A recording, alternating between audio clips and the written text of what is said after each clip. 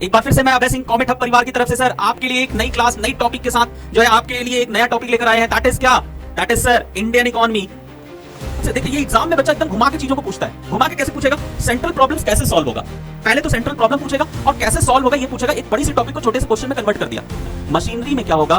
काम ज्यादा होगा और पैसा कम। तो ये तुरंत कौन सी टेक्निक लगाएंगे? CIT technique, capital intensive technique, जिसमें कॉस्ट कम लगता है और प्रोडक्शन ज्यादा होती है। ना तो हमारी इकोनॉमी में कोई पास इतना पैसा है, ना ही हमारी जनता के पास उतना पैसा है कि ये आराम से जी खा लेगी। हमारी जनता बेहद गरीब हुई पड़ी है, हमारे पास कोई फैसिलिटी नहीं है, हमारी जनता बेरोजगार एकदम हुई पड़ी है, गरीबी एकदम अपने पीक पे है, मेडिकल फैसिलिटीज खत्म ना के बराबर है। तो इन चीजों को देखते हुए इंडियन लीडर्स ने बोला ना भैया हम कैपिटलिस्ट इकोनॉमी को फॉलो नहीं कर सकते। हम क्या ना बोर्ड्स में जो है कभी कभी डायरेक्ट आपको ग्रोथ पूछ देगा, डायरेक्ट आपको मॉडर्नाइजेशन का मतलब पूछ देगा, डायरेक्ट इक्विटी या डायरेक्ट सेल्फ रिलायंस, और ये हो सकता है चारों एक साथ पूछ दे कि explain the goals of 5 year का। तो क्या ब्रिटिशर्स ने जो है इरिगेशन फैसिलिटी सुधारा? बोला नहीं। क्या ब्रिटिशर्स ने फर्टिलाइजर्स अवेलेबल कराए? नहीं। क्या ब्रिटिशर्स ने अच्छे सीड्स प्रोवाइड किए? नहीं। क्या ब्रिटिशर्स ने सॉइल न्यूट्रिशन बढ़ाने का काम किया? नहीं। जब हर जवाब नहीं था तो क्या प्रोडक्टिविटी बढ़ पाएगी सर? तो कहोगे बिल्कुल नहीं सर। तो इसमें सबसे पहला प्रॉब्लम एग्रीकल्चर का क्या था? That was low productivity.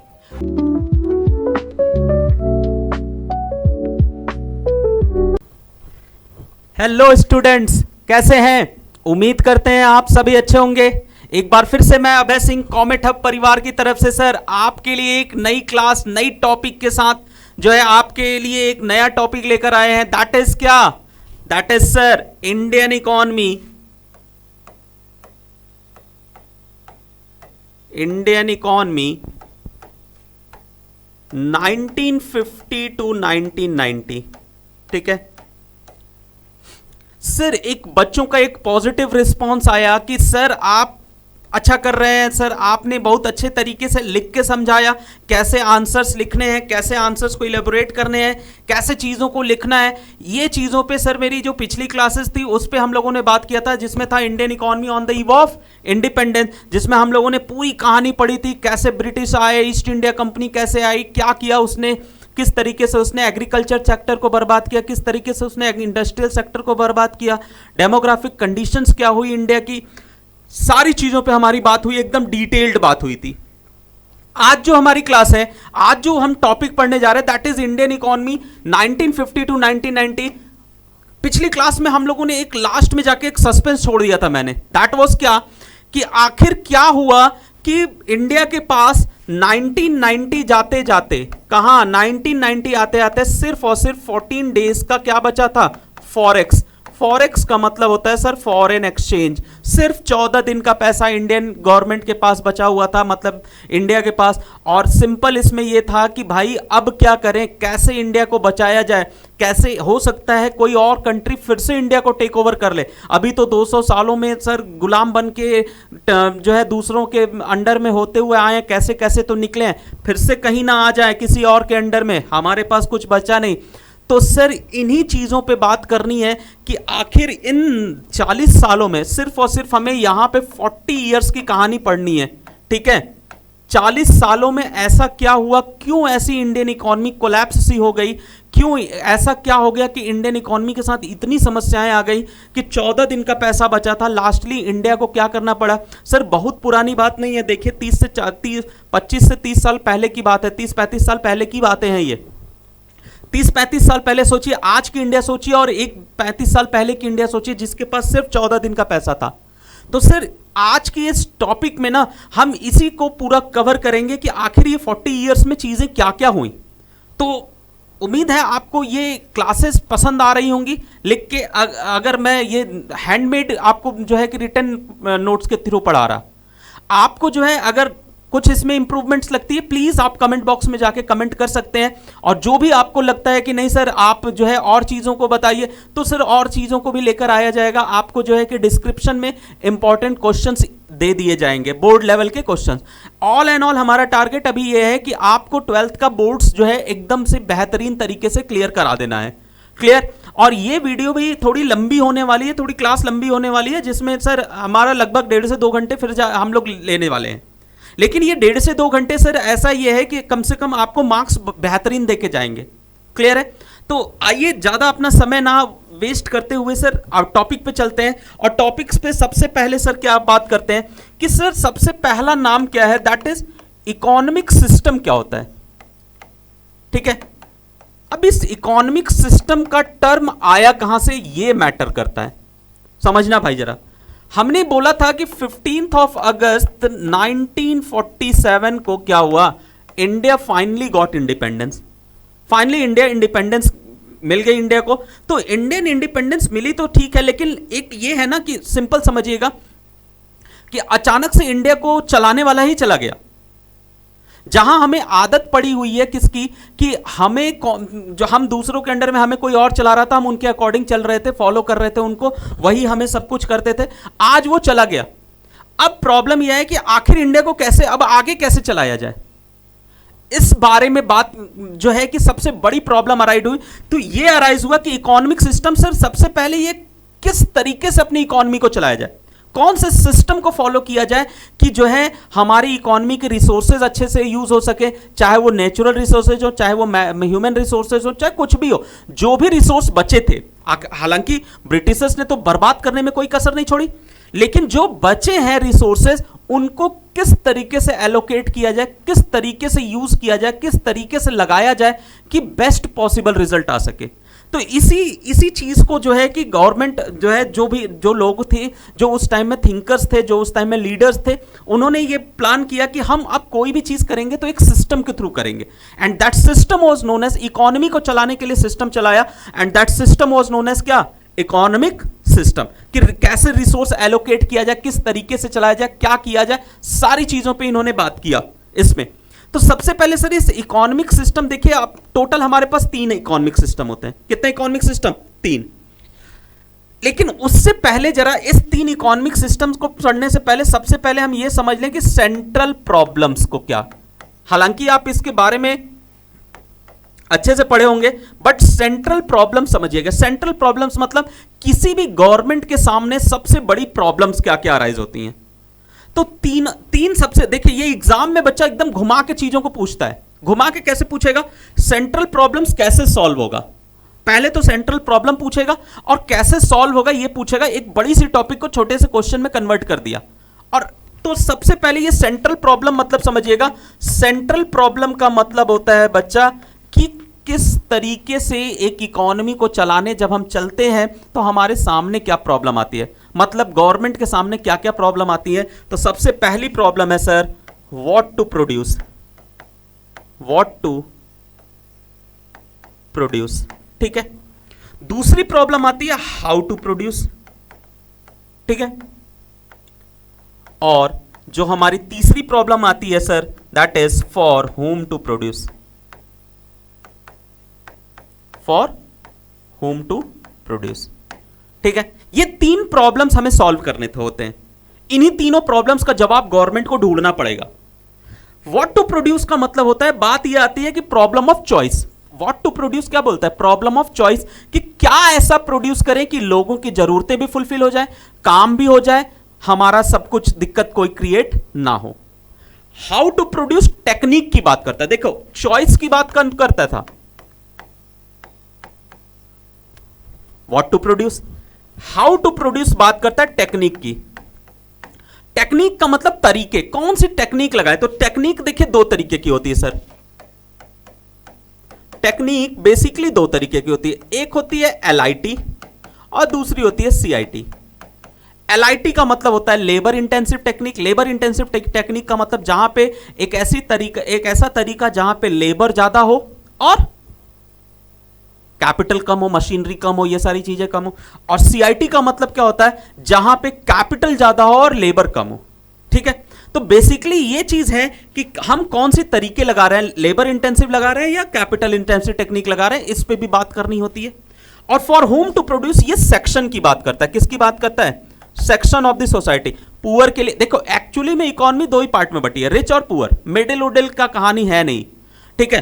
तो इनका कहना यह है कि हम किस सेक्शन ऑफ द सोसाइटी के लिए कर रहे हैं, richer section of the society के लिए कर रहे हैं या poor section of the society के लिए कर रहे हैं, किसके लिए कर रहे हैं, इसका भी जवाब यहां पे ढूंढना है। तो गवर्नमेंट ऑफ इंडिया के सामने 3 सवालों के जवाब थे, 3 सवाल खड़े हुए थे। पहला, कब, जब ब्रिटिशर छोड़ के गए तो सबसे पहले इनके पास सामने 3 क्वेश्चन अराइज हो गए। पहला क्या, व्हाट टू प्रोड्यूस, क्या प्रोड्यूस करे। मतलब कौन से ऐसे गुड्स प्रोड्यूस करें, कौन से ऐसे सर्विसेज प्रोड्यूस करें कि लोगों का काम हो जाए, हमारी जनता अच्छे से रह ले, हमारी जनता खा ले, हमारी जनता जिंदा रह पाए, ये सारी चीजें, और हमारी इकोनॉमी भी सर्वाइव कर पाए। सेकंड, हाउ टू प्रोड्यूस, कौन सी टेक्निक लगाएं, कौन सी टेक्निक मतलब कि लेबर इंटेंसिव लगाएं या कैपिटल इंटेंसिव लगाएं, इस पे भी क्वेश्चन को सॉल्व करना था। और तीसरा, फॉर होम टू प्रोड्यूस, किसके लिए प्रोड्यूस करें, ठीक है, कि कौन से सेक्शन, पुअर सेक्शन के लिए करें या रिच सेक्शन के लिए। अब इन तीन सवालों को ढूंढने के लिए, इन तीन सवालों के क्वेश्चन का जवाब ढूंढने के लिए सबसे पहले हमें यह समझना पड़ेगा कि कौन कौन सी इकोनॉमिक सिस्टम है। सबसे पहली देखिए इकोनॉमी होती है बच्चा, दैट इज कैपिटलिस्ट इकोनॉमी। क्या होती है? Capitalist economy. दूसरा होता है सोशलिस्ट इकोनॉमी, ठीक है, और तीसरी होती है मिक्स्ड इकोनॉमी। ये तीन इकोनॉमिक सिस्टम चलते हैं, मिक्स्ड इकोनॉमी, सोशलिस्ट इकोनॉमी और कैपिटलिस्ट इकोनॉमी। क्लियर है? ये तीन तरीके की इकोनॉमिक सिस्टम को हमें पढ़ना है, ठीक है। तो ऑल एंड ऑल ये चीजें समझ में आई कि नहीं आई? सिंपल, अभी देखो मैं कुछ नहीं किया, बस इंडिया गॉट इंडिपेंडेंस, और जैसे ही इंडिपेंडेंस आया गवर्नमेंट ऑफ इंडिया के सामने एक प्रॉब्लम खड़ा हो गया, लीडर्स के सामने ये प्रॉब्लम खड़ी हुई। गवर्नमेंट तो अभी नहीं बनी थी, लेकिन लीडर्स, जो मेन लीडर्स थे, उनके सामने ये समस्याएं खड़ी हो गई, क्या प्रोड्यूस करें, कैसे करें, किसके लिए करें, what, how and for home. और ये भी उससे पहले, इन सवालों से पहले ये सवाल खड़ा हो गया, किसको फॉलो करें, कौन सा सिस्टम फॉलो करें, कौन सा इकोनॉमिक सिस्टम बनाएं। क्लियर है? तो सबसे पहले इनको समझना था हमें कि ये इकोनॉमिक सिस्टम क्या कहते क्या हैं। आइए जरा देखते हैं इन तीनों इकोनॉमिक सिस्टम क्या क्या कहते हैं, जरा देखिएगा जरा। सर सबसे पहली जो इकोनॉमी है दैट इज कैपिटलिस्ट इकोनॉमी, ध्यान से समझिएगा इसको। कैपिटलिस्ट इकोनॉमी जो है ये एक्चुअल में, इसको देखो क्या क्या बोलते हैं, इसको मार्केट इकोनॉमी बोलते हैं, ठीक है। क्या बोलते हैं? मार्केट इकोनॉमी भी बोलते हैं, ठीक है। इसी को हम प्राइवेट इकोनॉमी भी बोलते हैं। क्या बोलते हैं सर? Private economy. आप एक बार ध्यान से समझ लीजिएगा ना, आपका सारा डाउट खत्म हो जाएगा इसमें। सर इसको कैपिटलिस्ट बोलिए या मार्केट इकोनॉमी बोलिए या प्राइवेट इकोनॉमी बोलिए, सारा नाम सेम है। क्लियर है? सर एक्चुअल में देखिए ये इकोनॉमी का कहानी क्या होता है। ये इकोनॉमी क्या होता है? ओन्ड बाय, कौन चलाता है? Owned by private sector. बस खेल यहीं पे खत्म हो जाएगा। एक ऐसी इकोनॉमी जिसको ओन और ऑपरेट कौन करता है? प्राइवेट सेक्टर ओन और ऑपरेट करती है, ठीक है। जहां पे क्या होता है? दूसरा चीज, no intervention of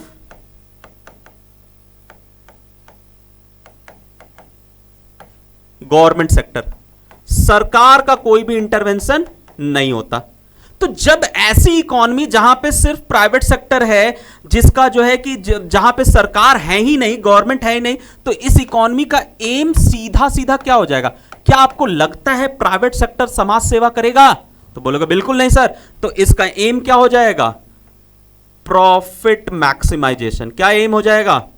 profit maximization. देखिए कितना आसान तरीके से सारे पत्ते खुल रहे हैं, हाँ या ना?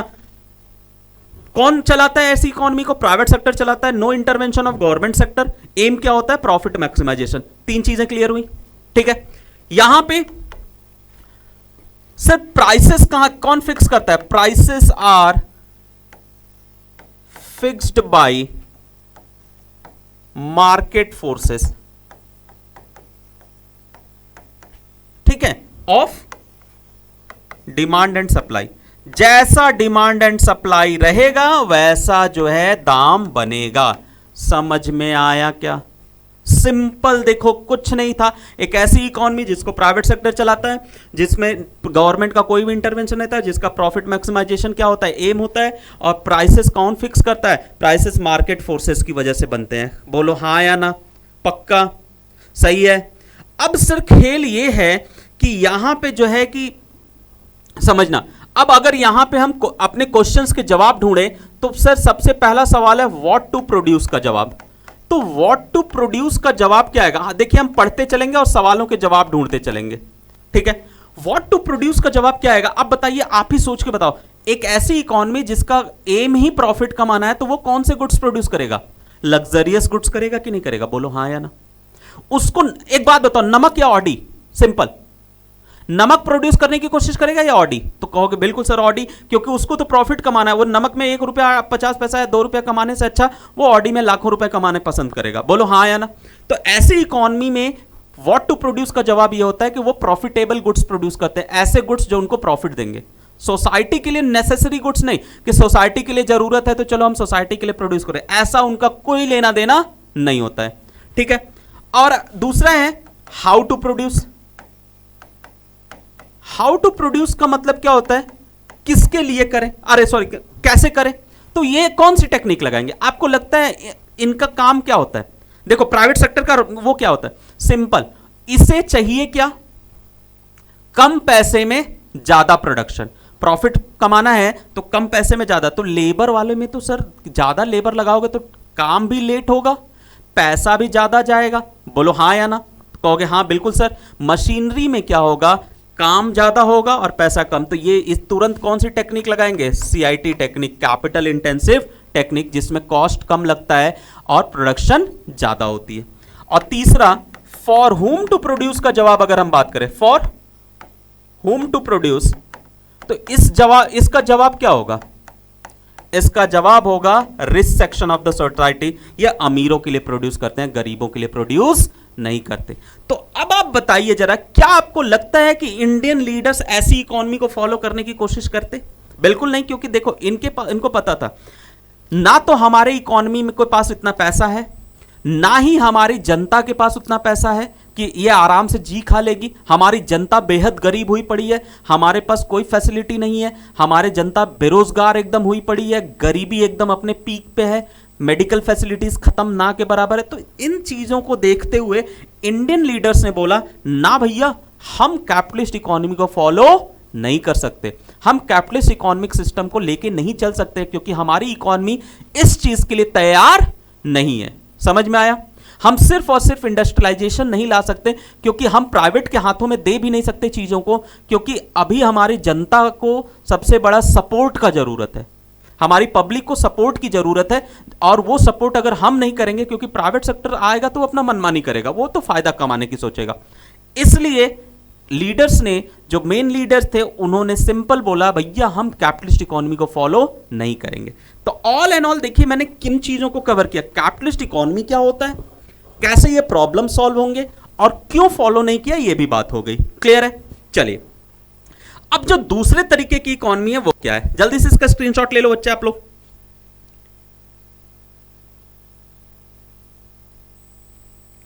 चलो देखना, सेकंड जो इकोनॉमी है दैट इज सोशलिस्ट इकोनॉमी। ठीक है सर, सोशलिस्ट इकोनॉमी को पब्लिक इकोनॉमी बोलते हैं। क्या बोलते हैं? Public economy. ठीक है, अब ये सोशलिस्ट इकोनॉमी जो है इसी को पब्लिक इकोनॉमी बोलते हैं या गवर्नमेंट इकोनॉमी बोलते हैं। मतलब एक ऐसी इकोनॉमी जहां owned and operated by government. एक ऐसी इकोनॉमी जिसको कौन चलाता है? सरकार चलाती है, गवर्नमेंट ऑफ इंडिया। अब मतलब गवर्नमेंट चलाती है। तो सर यहां पे नो इंटरवेंशन ऑफ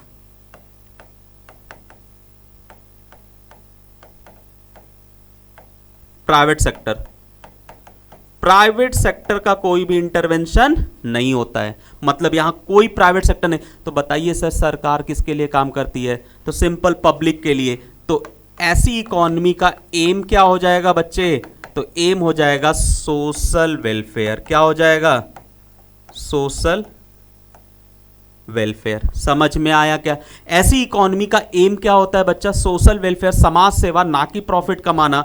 तो यहां पे प्राइसेस कौन फिक्स करेगा? Prices are fixed by government. यहां मार्केट डिसाइड नहीं करेगा, यहां गवर्नमेंट डिसाइड करेगी क्या दाम बनेगा, कैसे बनेगा, किसके लिए बनेगा। क्लियर है? तो अगर अब हम इन प्रॉब्लम्स की बात करें, प्रॉब्लम्स कैसे सॉल्व होंगे, तो सर व्हाट, जरा ध्यान से बताइएगा, व्हाट टू प्रोड्यूस वाला सवाल कैसे सॉल्व होगा? तो सर एक बात बताइए, सरकार किसके लिए प्रोड्यूस करेगी? सरकार ऐसे गुड्स प्रोड्यूस करेगी जो सोसाइटी के लिए जरूरी है। किसके लिए जरूरी है सर? सोसाइटी के लिए जरूरी है, जिससे सोसाइटी की बेटरमेंट हो सके, इकोनॉमी की बेटरमेंट हो सके, उसकी बात करेगी। ना कि समाज सेवा जहां से हो सके, जिन गुड्स को प्रोड्यूस करके समाज सेवा हो सकता है वो सरकार प्रोड्यूस करेगी। तो यहां पे कौन से गुड्स आ जाएंगे? Public goods. कौन से गुड्स भैया? Public goods. बोलो कोई दिक्कत? हाउ टू प्रोड्यूस की अगर हम बात करें तो हाउ टू प्रोड्यूस वाले सवाल का क्या जवाब इसमें निकलेगा कि सर यहां पे ये जवाब निकलेगा कि गवर्नमेंट कौन सी टेक्निक लगाएगी, तो गवर्नमेंट लगाएगी एलआईटी टेक्निक। देखो भैया दो तरीके हैं। LIT technique, labour intensive technique लगाने से बेनिफिट क्या मिलेगा? पहला, ध्यान से सुनना, पहला उसको ये मिलेगा कि भैया हमारा काम हो जा रहा है। दूसरा, हमारी जनता को रोजगार मिल जा रहा है, हमारी जनता को एम्प्लॉयमेंट मिल जा रहा है। तो दोनों बेटर मिला कि दो फायदे। तो गवर्नमेंट इसमें एलआईटी टेक्निक लगाती है। कौन सी टेक्निक लगाती है? LIT, labour intensive technique. और फॉर होम टू प्रोड्यूस, अब इसका जवाब तो आप लोग तुरंत दे दीजिए। फॉर होम टू प्रोड्यूस का क्या जवाब क्या हो जाएगा? किसके लिए प्रोड्यूस करेगी? तो poor section of the society के लिए। बोलो कोई दिक्कत सर? समझ में आया? देखो कितना आसान है। अब लेकिन खेल ये हुआ कि गवर्नमेंट ऑफ इंडिया, ध्यान से सुनना, गवर्नमेंट ऑफ इंडिया को ये दिक्कत इसमें आई कि गवर्नमेंट ऑफ इंडिया इसको क्यों नहीं फॉलो कर रही थी, इंडियन लीडर्स इसको सोशलिस्ट इकोनॉमी को क्यों नहीं फॉलो किए? क्योंकि इनका कहना यह था कि फिर से अगर हम समाज सेवा करने लगेंगे तो फिर से वही बात आ जाएगी कि हम ही को जनता को पालना है, तो जनता हमारे पब्लिक की एफिशिएंसी डिक्लाइन कर जाएगी, हमारी पब्लिक उतना ग्रो नहीं करेगी। लेकिन क्योंकि अब हमें ग्रोथ की जरूरत है और हमें अच्छे ग्रोथ की जरूरत है। हम अपने कंट्री को रिवाइवल में लेके जा रहे हैं। अब हमारी कंट्री कोलैप्स होके पड़ी है, अब उसको उठाना है, रीबिल्ड करना है। तो हमें जो है कि हम इसको नहीं, क्योंकि हमें जरूरत है दोनों की, हमें इंडस्ट्रियल सेक्टर भी चाहिए, हमें गवर्नमेंट सेक्टर भी चाहिए, सारी चीजें चाहिए। तो इसीलिए इन्होंने तीसरी जो इकोनॉमी थी, जिसको हम मिक्स्ड इकोनॉमी बोलते हैं, क्या बोलते हैं? Mixed economy. इसी को एक और नाम से बोलते हैं हाइब्रिड इकोनॉमी। क्या बोलते हैं? Hybrid economy. हाइब्रिड इकोनॉमी का मतलब क्या होता है?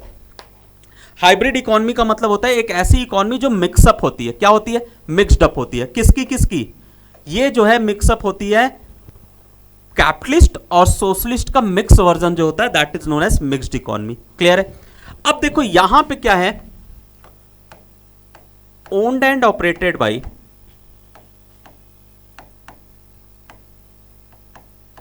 क्या?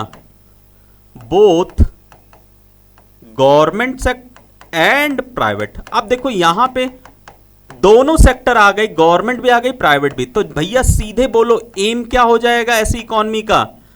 सोशल वेलफेयर जो गवर्नमेंट करेगी, एज वेल एज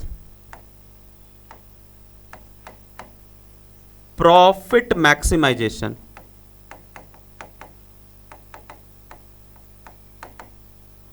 समझ में आया? समाज सेवा भी करेगा कौन? गवर्नमेंट। और प्रॉफिट मैक्सिमाइजेशन कौन करेगा? प्राइवेट सेक्टर करेगा। तो यहां पे अब सर प्राइसेस जो है दोनों फिक्स करेंगे। कुछ चीजों के प्राइसेस गवर्नमेंट फिक्स करेगी और कुछ चीजों के प्राइसेस मार्केट फिक्स करेंगे। तो यहां दोनों चीजें आएंगी। अब जवाब की बात करें, व्हाट टू प्रोड्यूस का जवाब क्या होगा? तो यहां पे बोथ कौन निकलेंगे? पब्लिक गुड्स भी प्रोड्यूस होंगे एंड प्रॉफिटेबल गुड्स भी। दोनों गुड्स प्रोड्यूस होंगे, पब्लिक गुड्स भी आएगा और प्रॉफिटेबल गुड्स भी आएगा।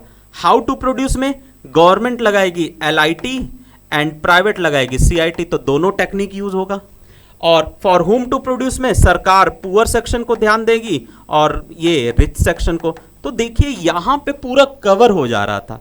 तो गवर्नमेंट ऑफ इंडिया जो लीडर्स थे उन्होंने बोला हम मिक्स्ड इकोनॉमिक सिस्टम को फॉलो करेंगे। कौन सी इकोनॉमिक सिस्टम को? मिक्स्ड, मतलब हम प्राइवेट और गवर्नमेंट दोनों को साथ में लेके चलेंगे। प्राइवेट सेक्टर भी अपने आप को आगे ले चले, गवर्नमेंट भी अपने आप को आगे ले चले, दोनों मिलके काम करेंगे। क्लियर है?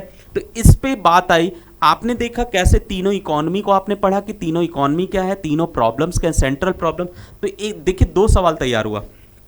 पहला, दोनों इकोनॉमी के बीच में डिफरेंस, कि अगर मान लो तुमसे कैपिटलिस्ट सोशलिस्ट का डिफरेंस पूछ ले तो भी आप जवाब दे सकते हो, सोशलिस्ट और मिक्स्ड का भी पूछ ले तो भी जवाब दे सकते हो, कैपिटलिस्ट और मिक्स्ड पूछ ले तो भी जवाब दे सकते हो। दो, देन उसके बाद तीनों प्रॉब्लम्स क्या क्या हैं वो भी हमने डिस्कस किया, क्या क्या प्रॉब्लम है, कैसे प्रॉब्लम्स अराइज होते हैं, तो सेंट्रल प्रॉब्लम्स का भी आप जवाब दे सकते हो।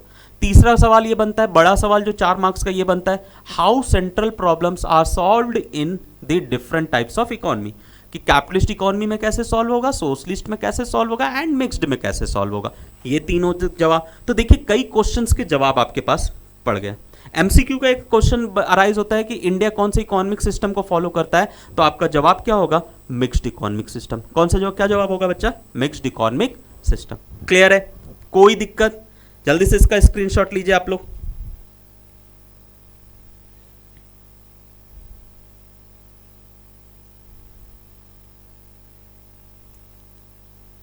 ले लिया, अरे बोलो भैया, नहीं लिया, इतना अच्छे से तुम लोग को मेहनत से बताओ पढ़ा रहे हैं हम लोग। चलो देखो जरा, अब गवर्नमेंट ऑफ इंडिया ने, ध्यान से सुनो, अब गवर्नमेंट ऑफ इंडिया ने बोला कि हम जो भी काम करेंगे प्लान के अकॉर्डिंग करेंगे। क्या करेंगे, प्लान के अकॉर्डिंग करेंगे। अब हम कोई भी काम विदाउट प्लान नहीं करेंगे, हमें जो भी काम करना है बिना प्लान के कोई काम नहीं होगा। इसीलिए सर हमने सेट किया प्लानिंग कमीशन। क्या सेट किया, प्लानिंग कमीशन, ठीक है, जिसको हम हिंदी में बोलते हैं योजना आयोग। क्या बोलते हैं, योजना आयोग, ठीक है। कोई भी योजना बनाएंगे, कोई भी प्लान बनाएंगे, लेकिन बाद में इसी प्लानिंग कमीशन को चेंज कर दिया गया, किसमें, नीति आयोग में। क्या बोला गया इसको, नीति आयोग। बाद में 2014 में इसका नाम जो है कि नीति आयोग हो गया था। क्लियर है। अब ध्यान से सुनना, गवर्नमेंट ऑफ इंडिया ने बोला कि हम कोई भी काम करेंगे तो प्लान के थ्रू करेंगे। किसके थ्रू करेंगे, प्लान के थ्रू। और प्लान के थ्रू इन्होंने बोला कि हम इकोनॉमिक प्लानिंग बनाएंगे। क्या बनाएंगे, इकोनॉमिक प्लानिंग। अब उनका कहना यह था कि जो भी हमारा काम होगा ये इकोनॉमिक प्लानिंग के थ्रू होगा, प्लान के थ्रू होगा। इसीलिए इन्होंने सेटअप किया प्लानिंग कमीशन। ये प्लानिंग कमीशन कब सेटअप हुआ था सर, 1950 में, 1950 में प्लानिंग कमीशन सेट हो गया। प्लानिंग कमीशन सेट होने के बाद सर ये चीजें आई कि कैसे जो है काम करना है। इकोनॉमिक प्लानिंग का मतलब ये होता है कि कोई भी डिसीजन, ध्यान से सुनना, इकोनॉमिक प्लानिंग का मतलब होता है कि कोई भी डिसीजन कैसे निकालना है। व्हाट टू प्रोड्यूस का जवाब क्या होगा, हाउ टू प्रोड्यूस का जवाब क्या होगा, फॉर होम टू प्रोड्यूस का जवाब क्या होगा, कैसे सब इकोनॉमी चलानी है, कौन सी इकोनॉमी फॉलो करना है, सारी चीजों पे बात करेंगे जो है कि इकोनॉमिक प्लानिंग के थ्रू। और याद रखिएगा इनका चेयरमैन कौन होता है, प्लानिंग कमीशन का चेयरमैन बता सकते हो बच्चा, prime minister of the country. याद रखना, ठीक है। अभी प्रेजेंट में जो है कि नीति आयोग का जो है कि वो कौन है, इसको नीति कमीशन नहीं, नीति आयोग होगा, ठीक है। नीति आयोग का चेयरपर्सन कौन है, that is prime minister of the country. Clear है, आई बात समझ में। तो प्लानिंग कमीशन की कहानी पूरी समझ में आ गई बच्चा। हाँ, अब इन्होंने बोला कि जो भी हमारी प्लानिंग होगी वो 5 ईयर के थ्रू चलेगी। किसके थ्रू चलेगी, 5 ईयर्स प्लान के थ्रू चलेगी। यहीं से देखो जन्म हुआ किसका, 5 ईयर्स प्लान, जिनको हम पंचवर्षीय योजना बोलते हैं। क्या बोलते हैं सर, पंचवर्षीय योजना। इन्होंने बोला कोई, देखो समझना कॉन्सेप्ट को, इन्होंने बोला सबसे पहले इन्होंने ये डिसाइड किया प्रॉब्लम क्या है, फिर इन्होंने डिसाइड किया कौन सी इकोनॉमिक सिस्टम को फॉलो करना है। जब इन्होंने इन चीजों पे इनका जवाब आ गया तब इन्होंने बोला कि अब कोई भी काम करेंगे प्लान के थ्रू करेंगे। इसीलिए उन्होंने इकोनॉमिक प्लानिंग का नाम ले आए। इकोनॉमिक प्लानिंग का मतलब होता है कि किसी भी, जितनी भी इकोनॉमी से रिलेटेड डिसीजन है, इंपॉर्टेंट डिसीजन है, प्लान्स, पॉलिसीज, सारी चीजें प्लानिंग के थ्रू होंगी कि कैसे करना है, क्या करना है, उसके प्रॉज एंड कॉन्स देख के काम करना है। देन उसके बाद प्लानिंग कमीशन का सेटअप किया इन्होंने 1950 में, जिसका चेयरपर्सन कौन होता है, prime minister of the country. बाद में इस प्लानिंग कमीशन का नाम चेंज हो गया नीति आयोग में। यहीं से नाम आया 5 ईयर्स प्लान का। इनका कहना यह था कि जो भी हमारा काम होगा वो सिर्फ 5 साल के का अंदर अंदर करना है, इसको कोई भी प्लान हमारा 5 ईयर्स के लिए होगा। यहीं से नाम शुरू हुआ 5 ईयर्स प्लान का। बात समझ में आया कि नहीं आया, कोई दिक्कत। कुछ ऐसी चीजें हैं क्लास जो आप बोलिए कि नहीं सर हमें जो है चीजें नहीं समझ में आ रही हैं। और ये प्लान 5 ईयर्स प्लान कहां से आया था सर, याद रखिएगा, ये सोवियत यूनियन से।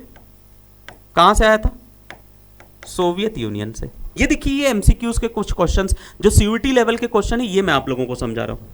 क्लियर है? कब प्लानिंग कमीशन आई थी, क्या आया था, कैसे आया था, ये सारी चीजें, कौन हेड होता है, कौन चेयरपर्सन होता है, ये सारी चीजों पे आपको जो है क्लियर कर दिया मैंने। क्लियर है? अब खेल शुरू होता है, अब मेन खेल शुरू होता है। ठीक है, तो इसको बहुत जल्दी से इसका स्क्रीनशॉट लीजिए। तो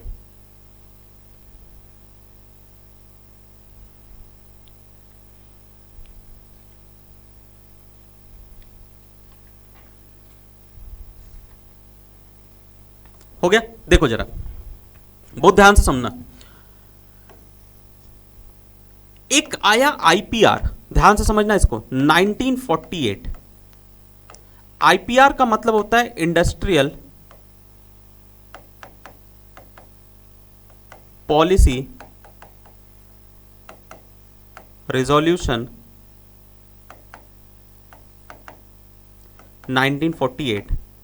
इस इंडस्ट्रियल आईपीआर 1948 के थ्रू ये बोला गया कि अब हम इंडस्ट्रियल डेवलपमेंट भी करेंगे। यहाँ पे प्राइवेट सेक्टर को भी इनकरेज किया गया कि प्राइवेट सेक्टर आप भी आइए, आप भी इन्वेस्टमेंट करिए, आप भी इंडस्ट्रियल सेक्टर को डेवलप करिए, ताकि हम दोनों लोग मिलके, गवर्नमेंट और प्राइवेट दोनों लोग मिलके इकोनॉमी को डेवलप किया जाए। तो इसीलिए इंडस्ट्रियल पॉलिसी रिजोल्यूशन, इसमें बहुत सारे चेंजेस भी ले आए गए थे।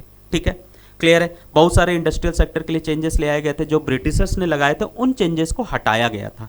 इन चेंजेस को हटाने के बाद जो है ये चीज़ें आई कि हम जो है कि नया आईपीआर लॉन्च कर रहे हैं 1948 में। क्लियर है? अब मतलब अब ये जो भी रहेगा वो इंडिया का रहेगा अपना। ठीक है, उसके बाद इन्होंने जो है कि आरबीआई को जो है क्या किया, आरबीआई को नेशनलाइज्ड कर दिया। RBI got nationalised. आरबीआई को नेशनलाइज्ड इन्होंने क्यों किया 1949 में? आरबीआई को क्यों इन्होंने नेशनलाइज्ड किया? उसका रीज़न ये था कि इनका कहना ये था कि भैया अब आरबीआई भारत का अपना बैंक है, भारत का अपना बैंकिंग स्ट्रक्चर देखेगा। आरबीआई एक भारत का अपेक्स बॉडी बन गया, मतलब पूरे इंडिया की बैंकिंग सिस्टम और पूरे इंडिया की मॉनेटरी सिस्टम को रेगुलेट करेगा, कंट्रोल करेगा, ऑपरेट करेगा, चलाएगा कौन? That is RBI. आसान भाषा में कहें तो बैंकों का पापा। ठीक है, बैंकों का बाप होता है ये आरबीआई। यही जो है चीज़ों को घुमाता फिराता रहता है। जिस दिन चाहे वो मनी सप्लाई को कम कर देगा, जिस दिन चाहे बढ़ा देगा। जो है सारी चीज़ें मॉनेटरी सिस्टम को कंट्रोल कर रहा है कौन? आरबीआई। ठीक है, अब खेल ये अराइज हुआ कि आखिर गोल क्या बना, goals of 5 year plan. 5 years plan का क्या गोल था? ठीक, इसका सबसे पहला गोल था दैट वाज, अगर आपको जरा सा भी सर अंदाजा है कि देखो फिर से 5 ईयर प्लान ले आया गया होगा तो किसी मकसद से ही तो लाया गया होगा, पक्का। बस इतना याद रखना बच्चा, अगर आपको पहली बात कॉन्सेप्ट चीजों का दिमाग में सेट रहे, क्या मतलब है ये अपने आप लिख दोगे। पहला क्या था? ग्रोथ। इनका ये था कि जो भी मेरा 5 ईयर प्लान होगा वो ग्रोथ होनी चाहिए हमारी इकोनॉमी की। जो भी हम प्लान बना रहे हैं, जो भी काम कर रहे हैं, उसमें ग्रोथ जरूर होना चाहिए। दूसरा था मॉडर्नाइजेशन। एक मिनट देखना,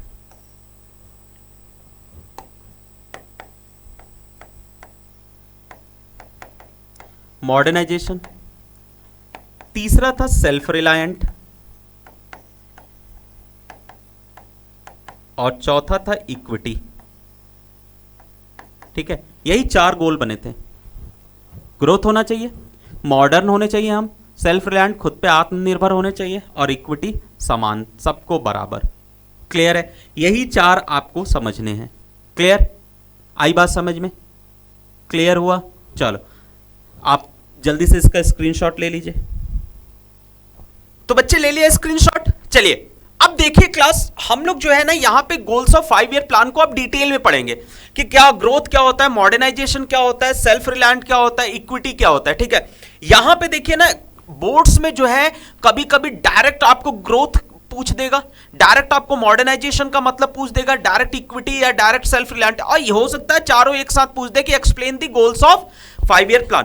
तो उस कंडीशन में जो है अब हम इंडिविजुअली सबको पढ़ते चले। तो देखिएगा सर, सबसे पहले हम जो है कि बात करते हैं किसकी, दैट इज ग्रोथ। बच्चा ये समझना जरा, ये ग्रोथ का मतलब क्या होता है। ग्रोथ का मतलब इन द सेंस कि सर हमारी एफिशिएंसी बढ़ जाना। सर सिंपल एक आसान भाषा में क्या लिख सकते हैं आप, इंक्रीज इन एफिशिएंसी। ठीक है, अगर हमारी एफिशिएंसी, हमारी क्षमता बढ़ जाए, that is known as growth. Simple समझना कैसे, एक एग्जांपल, एक बात बताओ, जैसे मान लो कि हम एक सिंपल, ज्यादा बहुत पेचीदा एग्जांपल नहीं, एक सिंपल एग्जांपल से उठ, आप जब छोटे थे तो आपकी जो है एजुकेशन लेवल क्या थी? एजुकेशन में आपको ABCD सिखाया जाता था, मतलब आपके लेवल तक की चीजें, दैट मीन्स जो आपकी एफिशिएंसी थी, जो आपकी क्षमता थी, वहीं तक समझाते थे। फिर धीरे धीरे धीरे धीरे क्या होने लगा, लेवल बढ़ता चला गया। अब जब आप जो है कॉमर्स पढ़ना शुरू किए होंगे, या इकोनॉमिक्स पढ़ना शुरू किए होंगे, तो पहले आपको प्राइमरी सेक्टर, सेकेंडरी सेक्टर, दुनिया भर की चीजें बताई हुई। फिर क्या मतलब हुआ, फिर जो है कि चेंजेस ले आए, फिर इकोनॉमिक्स को एकदम से ब्रॉड करके समझाना शुरू किया। दैट इज नोन एज कि आपकी एफिशिएंसी बढ़ रही है, आपकी समझने की पावर बढ़ रही है, आप समझ ज्यादा रहे, आपकी समझने की जो है टेंडेंसी बढ़ रही है। That is known as growth. Simple सा मतलब है, ग्रोथ का मतलब होता है एक लोग, किसी भी पर्सन की एफिशिएंसी चेंज हो जाना, उसकी क्षमता में बदलाव। तो इसीलिए इकोनॉमी की जो है कि एफिशिएंसी में चेंजेस हमें ले आना था। अब इकोनॉमी की एफिशिएंसी में चेंजेस ले आना था, तो सर उसका सबसे पहले हम क्या कर सकते हैं? तो सबसे पहले सर एफिशिएंसी कैसे बढ़ा सकते हैं इकोनॉमी की? तो इसमें सबसे पहला है बाय इंक्रीजिंग आउटपुट। हम इकोनॉमी की आउटपुट बढ़ा दें, मतलब प्रोडक्शन बढ़ा दें, एक तरीका तो ये था। देन उसके बाद एक और तरीका क्या हो सकता है? तो सर एक तरीका यह है कि by large support of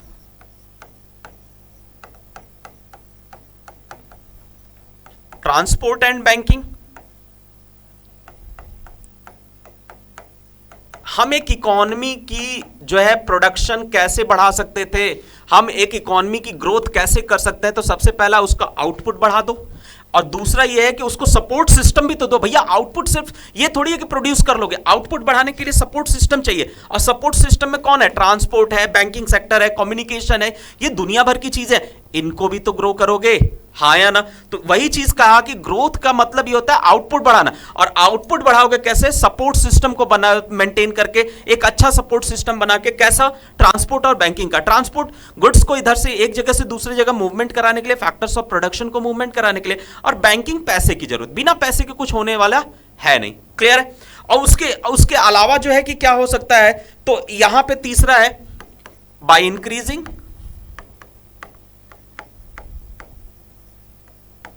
efficiency,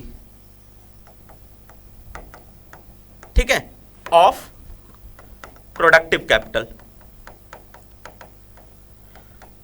productive capital की एफिशिएंसी बढ़ा दो, मतलब जो भी हमारे पास कैपिटल है, जो भी हमारे पास रिसोर्स है, उसकी एफिशिएंसी बढ़ा दो, उसकी टेंडेंसी बढ़ा दो। लाइक अगर हम एक मशीनरी से 1000 यूनिट प्रोड्यूस करते हैं, तो कोशिश करना है हमको 1500 यूनिट कैसे बनाना है उससे।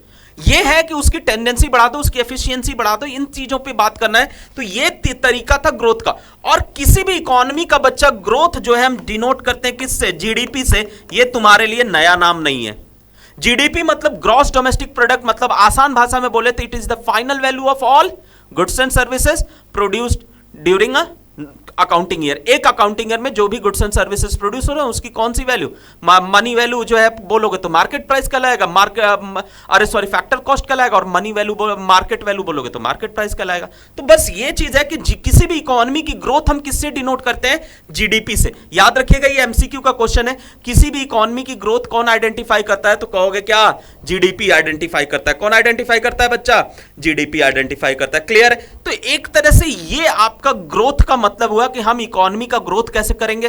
तो एक इकोनॉमी की ग्रोथ होगी, 5 ईयर प्लान में जो प्लान बना ग्रोथ का, that was key to increase the efficiency. Simple समझना, किसी भी इकोनॉमी की एफिशिएंसी को बढ़ा देना था। कैसे बढ़ाना था? आउटपुट बढ़ा के, transport and banking system, support system बढ़ा के, और उसके बाद प्रोडक्टिव कैपिटल, जो भी मेरे पास कैपिटल रिसोर्सेज है, चाहे वो ह्यूमन हो चाहे वो फिजिकल हो, ध्यान से सुनिएगा, चाहे वो ह्यूमन कैपिटल हो चाहे वो फिजिकल कैपिटल हो, दोनों की एफिशिएंसी बढ़ा के हम जो है अपनी इकोनॉमी की जीडीपी को क्या कर सकते थे? बढ़ा सकते थे। तब हम कह सकते थे हाँ, हमारी इकोनॉमी में ग्रोथ हुआ है। क्लियर है, समझ में आया? अब सर सेकंड देखिएगा यहां पे क्या है, सेकंड यहां पे हम बढ़ते हैं, जो सेकंड गोल था दैट इज मॉडर्नाइजेशन। मॉडर्नाइजेशन का मतलब क्या होता है, आसान में हिंदी में बोलते हैं नवीनीकरण। मॉडर्न बनना, कैसे आप मॉडर्न बनेंगे? तो कुछ लोग बोलते हैं sir by adaptation of new technology, adaptation of new technology. सही है भाई, बिल्कुल सही है कि नया टेक्नोलॉजी अडॉप्ट कर लीजिए, एक नया नया गैजेट अडॉप्ट कर लीजिए, नई नई टेक्निक अडॉप्ट कर लीजिए, आप मॉडर्न हो गए। नहीं सर, एक बात बताइए, किसी इकोनॉमी को एक सिंपल एग्जांपल समझना। एक गांव में चले जाओ, कहां चले जाना है? गांव में। एक गांव में चले जाइए और गांव के अनपढ़ लोगों को आईफोन दे दीजिए, ठीक? क्या करेगा वो? कोई उसको ढंग से चला पाएगा? कहोगे नहीं सर। तो क्या वो मॉडर्न बन गया? नहीं। एक पढ़े लिखे इंसान को जो है, तो एक अनपढ़ आदमी को, एकदम एकदम गांव के इंसान को जो है कि तुम सूट बूट नया कपड़ा पहना के खड़ा कर दोगे कहीं, तो क्या वो मॉडर्न बन गया? बिल्कुल नहीं सर, गड़बड़ हो गई यहीं पे चीजें। मॉडर्नाइजेशन का मतलब होता है कि हम नई टेक्नोलॉजी अडॉप्ट करें, बिल्कुल सही है, but that is change in social outlook, change in social outlook. That means sir हमें अपना नजरिया बदलना पड़ेगा मॉडर्न होने के लिए। नजरिया बदलने का मतलब ये होता है कि सर हमें अपने देखने का नजरिया, अपने सोचने का नजरिया, अपने समझने के नजरिए को बदलना पड़ेगा। लाइक गांव में आज भी बोलते हैं क्या, अरे बेटी है कहां जाएगी, दूर पढ़ने नहीं जाएगी, रात को जो है कि ट्यूशन, शाम को ट्यूशन नहीं जाएगी, या यहां नहीं जाएगी, कहीं पढ़ाने जॉब करने नहीं। दुनिया भर के मिथ है सर। आज वही चीजें हैं कि वही लड़कियां कहां से कहां जा रही हैं, ठीक है, क्या से क्या। दैट मीन्स कहीं ना कहीं हमारा आउटलुक बदल गया। हम कितने भी मॉडर्न हो गए, हम कितने भी डिजिटलाइज हो गए, हम कितने भी टेक्निकली एडवांस्ड होते जा रहे हैं, लेकिन कहीं ना कहीं आज भी हमारी सोच वहीं पे टिक गई। दैट मीन्स कि कहीं ना कहीं हम सिर्फ गैजेट से मॉडर्न है, टेक्निक से, टेक्नोलॉजी से मॉडर्न है, हम अपनी सोच से मॉडर्न नहीं है। तो कोई भी इकोनॉमी ऐसे मॉडर्न नहीं हो सकती सर। इकोनॉमी का सोचना बहुत बड़ा मॉडर्न होने का तरीका है। अगर हमारा सोचने का नजरिया बदल जाए, वुमेन इंपावरमेंट की हम बात करने लगे, फीमेल लिटरेसी की बात करने लगे, हम अपने नजरियों को बदले, तो दो तरीके से मॉडर्नाइजेशन होता है। एक तो नई टेक्नोलॉजी से, और दूसरा चेंज इन सोशल आउटलुक। समाज को देखने का नजरिया सर हमें बदलना पड़ेगा। क्लियर है? बस इतना ही आपको एक्सप्लेन करना था मॉडर्नाइजेशन में, उसके अलावा कुछ मत एक्सप्लेन करिएगा। देन उसके बाद जो थर्ड गोल है, समझना, ये सेकंड गोल था आपका, थर्ड गोल है दैट इज सेल्फ रिलायंस। क्या बोला? Self reliance. Sir self reliance का मतलब यह होता है आत्मनिर्भर, खुद पे डिपेंडेंट।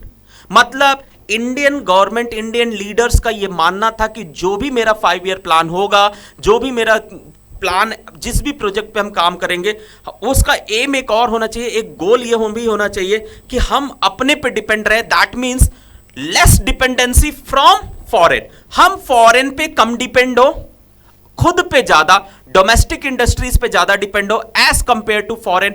फॉरेन पे से हमें मतलब कम रखना है, क्योंकि आज को फिर से हम फॉरेन पे मतलब रखेंगे बेटा तो प्रॉब्लम अराइज फिर से होगी। लोग, बाहरी कंपनियां फिर से मेरे ऊपर हावी होंगी, जैसा कि ईस्ट इंडिया कंपनी जैसी बड़ी कंपनी हावी होके हमारे देश को 200 सालों तक पूरे भयंकर तरीके से बर्बाद किया।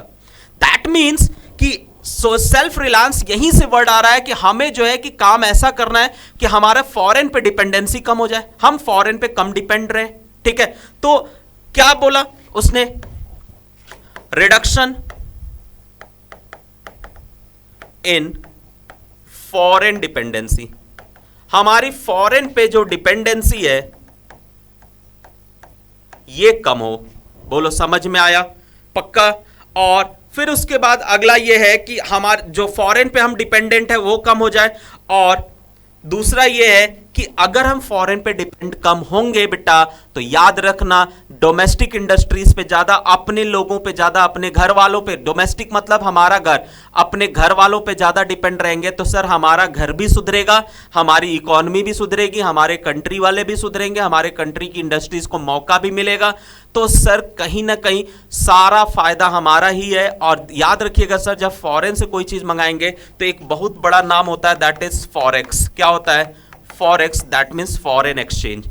फॉरेन एक्सचेंज भी हमारा कम जाएगा, मतलब हमें विदेशों में पैसा, हमारा फॉरेन करेंसी कम जाएगा, तो हमारे लिए अच्छा ही अच्छा है, हमें कोई दिक्कत नहीं है। समझ में आया? क्लियर है? तो ये था मॉडर्नाइजेशन का अपना आपका वो। क्लियर है? जल्दी से इसका स्क्रीनशॉट ले लो बच्चे आप लोग, ठीक है? क्लियर है? चलो आगे बढ़े। अब अगला देखो क्या है बच्चा, जो लास्ट हमारा गोल था, दैट इज इक्विटी। ठीक है? इक्विटी मतलब क्या होता है? एक बराबर। क्या होता है? एक बराबर। दैट मीन्स हमें इक्विटी वाले गोल में यह करना है कि सबको बराबर ही प्रेफरेंस देनी है, चाहे वो rich section of the society हो, चाहे वो poor section of the society हो। हां, हमें पुअर सेक्शन को थोड़ा ज्यादा वो ध्यान देना है, क्योंकि सर पुअर सेक्शन बिल्कुल से कोलैप्स हुई पड़ी थी, पुअर सेक्शन के बाद कोई भी फैसिलिटी नहीं थी, सारी चीजें। तो इक्विटी के टर्म्स में यह आया कि सबको बराबर ट्रीट करना है, किसी को भी जो है कि जो है कम, किसी को ज्यादा ट्रीट नहीं करना। सर यहां पे ये भी था कि फीमेल्स पे, मेल फीमेल में डिस्क्रिमिनेशन नहीं करना है, इक्विटी सबको एक समान देखना है, एक तरीके से देखना है, किसी को ना ज्यादा ना किसी को कम। इस पॉइंट पे बात करता है इक्विटी। आपका कोई भी पॉलिसी बनेगी सबके लिए बनेगी, कोई भी गवर्नमेंट प्लान बनाएगी सबके लिए बनाएगी, सबके जो है हित में बनाएगी, सारी चीजें एकदम से क्लियर होनी चाहिए। क्लियर है? ये नहीं कि हम अमीरों के लिए इनकम बढ़ाने के लिए पॉलिसी बना, हमारा पॉलिसी ऐसा है कि अमीरों की इनकम बढ़ गई, बेचारे गरीब जस के तस पड़े रह गए, उनको कोई प्रिविलेज नहीं मिल रहा।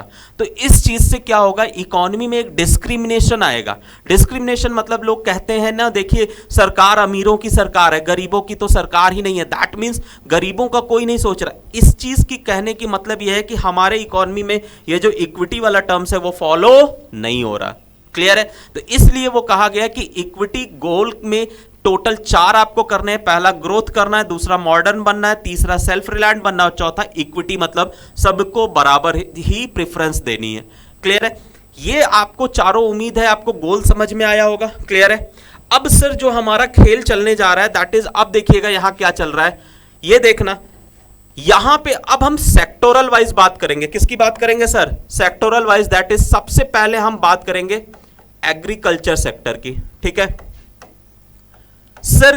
क्यों ऐसी बात आई कि अब 1950 से 1990 के बीच में जब इंडिया इंडिपेंडेंस हुआ, जब इंडिया के पास जो है आजादी आई, तो सबसे पहले एग्रीकल्चर सेक्टर ही क्यों? बहुत सारे जो है आपकी वाइवा में, बहुत सारे इंटरव्यूज में ये चीज पूछी जाती है, आखिर एग्रीकल्चर को ही क्यों पहले माना गया? बिकॉज सर आप पढ़े हैं कि मोस्ट ऑफ द पॉपुलेशन, ध्यान से सुनिएगा, मोस्ट ऑफ द पॉपुलेशन जो है आज भी लिवलीहुड के लिए कहां डिपेंड थी? तो वो था एग्रीकल्चर सेक्टर में। कहां डिपेंड थी? एग्रीकल्चर सेक्टर में। तो उसका कहना यह है कि सबसे इनको पता था कि आज भी हमारी टोटल पॉपुलेशन की 85% पॉपुलेशन कहां रहती थी? रूरल एरियाज में रहती थी। और इनका इन रूरल एरियाज का 2/3, कितना? 2/3 ऑफ द पॉपुलेशन कहां था? वो था डायरेक्टली इंगेज था किसमें? एग्रीकल्चर सेक्टर में, चाहे वो डायरेक्टली हो चाहे वो इनडायरेक्टली हो। क्लियर है? वो जो है कि दोनों जो है इसी में इंगेज थे। क्लियर? आई बात समझ में? एग्रीकल्चर सेक्टर में क्या 85% पॉपुलेशन है, रूरल एरियाज में रहती थी, और एग्रीकल्चर में नहीं, ये टोटल पॉपुलेशन थी। इसको से कंफ्यूज नहीं होएगा, टोटल पॉपुलेशन का 85% जो है रूरल एरियाज में रहती थी, और उसका 2/3 पॉपुलेशन जो है एग्रीकल्चर में डायरेक्टली इनडायरेक्टली इंगेज था। तो इतनी बड़ी पॉपुलेशन जब एग्रीकल्चर में इंगेज हुई तो इन, और दूसरी चीज ये भी थी, एक और चीज ध्यान रखना कि सर जब हैंडीक्राफ्ट कोलैप्स हुआ तो हैंडीक्राफ्ट वाले भी किधर चले आए? एग्रीकल्चर में ही चले आए थे। दैट मीन्स एग्रीकल्चर में तो वैसे ही भीड़ मची पड़ी थी। तो गवर्नमेंट ऑफ इंडिया को यह लगा कि क्यों ना हम सबसे पहले इस एग्रीकल्चर सेक्टर को डेवलप करें, क्योंकि इनको डेवलप करना बड़ा जरूरी है। अगर ये डेवलप नहीं हुए तो बड़ा नुकसान हो जाएगा। इसलिए गवर्नमेंट ऑफ इंडिया ने सबसे पहला टारगेट किसको बनाया? दैट इज एग्रीकल्चर सेक्टर को। समझ में आया? क्लियर? अब बात यह आती है कि एग्रीकल्चर सेक्टर की प्रॉब्लम्स क्या क्या थी। सबसे पहले यह समझ लेना, ये एक्चुअल में समझना, ये कौन से प्रॉब्लम की बात कर रहा है। जब ना India independence got independence in 1947, उस कंडीशन में, मतलब हम सीधे सीधे बात कर रहे हैं, जब सारी प्लानिंग हो गई थी, प्लानिंग कमीशन सेट हो गया, जब जो है कि सब कुछ हो गया, तब जब सरकार बन गई, जब पहला 5 ईयर प्लान, पहला 5 ईयर प्लान कब आया था? 1 अप्रैल 1951 से लेके 56 तक, ठीक है, ये पहला 5 ईयर प्लान का डेट था। क्लियर है? तो 1 अप्रैल 1951 में, मतलब 50s में ये चीज आया, प्लान बना कि भैया सबसे पहला किस सेक्टर के लिए होगा, तब वो बात आई एग्रीकल्चर सेक्टर के लिए। अब इसकी प्रॉब्लम क्या क्या थी? सबसे पहली प्रॉब्लम समझिएगा, दैट वाज कि एग्रीकल्चर सेक्टर में सबसे पहले लो प्रोडक्टिविटी। सर एक बात बताइए, आप Indian economy on the eve of independence पढ़े, आपको पता है कि ब्रिटिशर्स 200 सालों तक क्या करके गए? क्या ब्रिटिशर्स ने एग्रीकल्चर सेक्टर में कोई टेक्नोलॉजी डेवलप की? तो आपका जवाब होगा नहीं। क्या ब्रिटिशर्स ने इरिगेशन फैसिलिटी सुधारा? आपका जवाब होगा नहीं। क्या ब्रिटिशर्स ने, ध्यान से सुनिएगा, क्या ब्रिटिशर्स ने जो है इरिगेशन फैसिलिटी सुधारा? बोला नहीं। क्या ब्रिटिशर्स ने फर्टिलाइजर्स अवेलेबल कराए? नहीं। क्या ब्रिटिशर्स ने अच्छे सीड्स प्रोवाइड किए? नहीं। क्या ब्रिटिशर्स ने सॉइल न्यूट्रिशन बढ़ाने का काम किया? नहीं। जब हर जवाब नहीं था तो क्या प्रोडक्टिविटी बढ़ पाएगी सर? तो कहोगे बिल्कुल नहीं सर। तो इसमें सबसे पहला प्रॉब्लम एग्रीकल्चर का क्या था? That was low productivity. अब दूसरा प्रॉब्लम क्या था? Disguised unemployment. Disguised unemployment sir, वही छिपी हुई बेरोजगारी, जहां कम लोगों की जरूरत है, ज्यादा लोग इन्वॉल्व है। अभी जस्ट बोला ना, हैंडीक्राफ्ट कोलैप्स होने के बाद एग्रीकल्चर में ही सब वापस से आ गए। तो एग्रीकल्चर सेक्टर में डिस्गाइज्ड अनएम्प्लॉयमेंट था, यह भी बहुत बड़ा प्रॉब्लम अराइज हुआ एग्रीकल्चर सेक्टर का। तीसरा था हाई डिपेंडेंसी ऑन रेनफॉल। अब सर एक बात बताइए,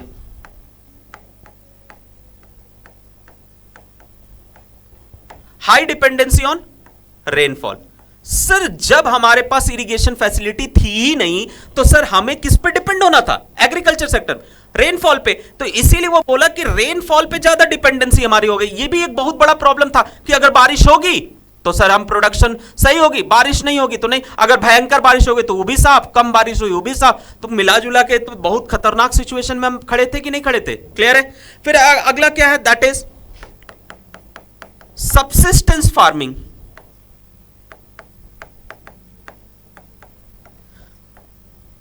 सर सबसिस्टेंस फार्मिंग का मतलब समझिएगा बहुत ध्यान से, ये एग्जाम में आया था एक बार। सबसिस्टेंस फार्मिंग का मतलब ये होता है कि हम खुद के लिए प्रोड्यूस करें। किसके लिए? खुद के लिए, ना कि सरप्लस। मतलब अगर हम if we are producing for our own use, if we are producing for our own use not for surplus, मतलब हमें कोई फर्क नहीं पड़ता हम फॉरेन में बेचना है क्या करना है, कुछ नहीं। हमें सिर्फ अपने से मतलब है, हम अपने जो है कि किस लिए, हम अपने यूज के लिए, अपनी जरूरत के लिए जो है कि प्रोड्यूस कर रहे हैं, उसके बाद जो है कि हम कुछ भी प्रोड्यूस नहीं कर रहे। तो ऐसी फार्मिंग को क्या बोला जाता है? सबसिस्टेंस फार्मिंग बोला जाता है। क्लियर है? समझ में आया? अब अगला क्या है?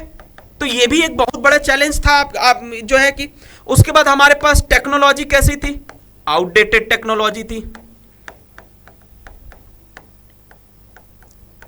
टेक्नोलॉजी हमारी एकदम से खराब थी, ब्रिटिशर्स ने कोई काम किया ही नहीं टेक्नोलॉजी को लेके। देन उसके बाद सर अगला हमारा प्रॉब्लम क्या हो सकता था? दैट इज कि कॉन्फ्लिक्ट्स तो हो रहे थे, झगड़े हो रहे थे। किसके बीच में? कॉन्फ्लिक्ट्स बिटवीन टेनेंट्स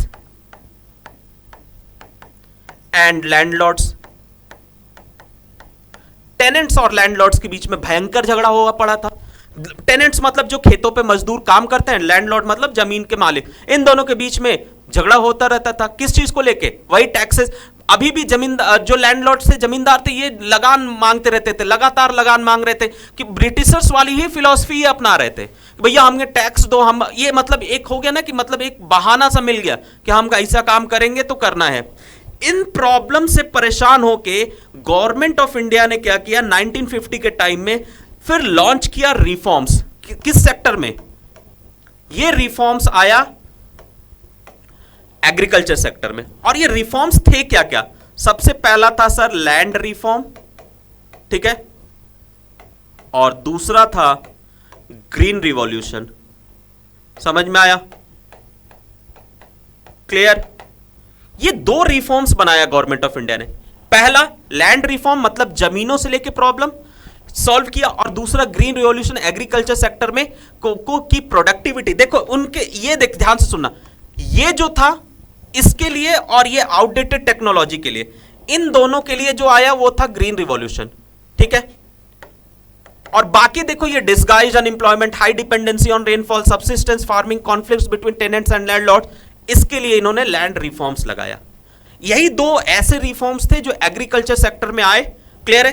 तो क्लास जल्दी से इसका स्क्रीनशॉट ले लीजिए, तो हम फिर लैंड रिफॉर्म्स और ग्रीन रिवॉल्यूशन को डिटेल में डिस्कस करते हैं। क्लियर है?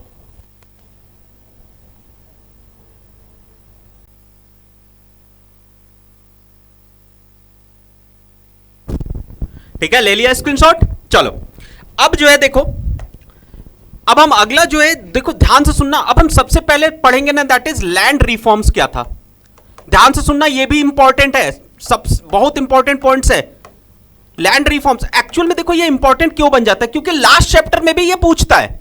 लास्ट चैप्टर जब आप पढ़ेंगे ना इंडिया चाइना पाकिस्तान का कंपैरिजन, तो उसमें इंडिया को याद रखने के लिए ये बहुत इंपॉर्टेंट रोल प्ले करेगा। ठीक है, याद रखना इस चीज को। तो लैंड रिफॉर्म्स का मतलब क्या होता है, सबसे पहले समझना, that is change in ownership of land holding. ठीक है, जमीनों का मालिकाना हक बदल देना, that is known as land reforms. Government of India ने बोला कि अब जो है जमीनों की ओनरशिप चेंज होगी। ठीक है, अब जमीन का मालिक जो है कोई खुद नहीं रहेगा, अब जमीन, सारी जमीन की मालिक कौन हो गई? गवर्नमेंट ऑफ इंडिया हो गई। अब यह समझ लीजिए कि बहुत बड़ा भूचाल आया। ठीक है, अब इससे क्या हुआ ना कि खेल पलट सा गया। ये जो बड़े बड़े लैंडलॉर्ड्स थे ना, ये एकदम से बौखला से गए, ये क्या हो गया, ये गवर्नमेंट ऑफ इंडिया ने क्या कर दिया। अब गवर्नमेंट ऑफ इंडिया का टारगेट क्या था इसके पीछे, एक्चुअल में टारगेट क्या ये था कि एबॉलिशन ऑफ इंटरमीडिएरीज, एबॉलिशन ऑफ इंटरमीडिएरीज। ध्यान से सुनना, ये क्या था,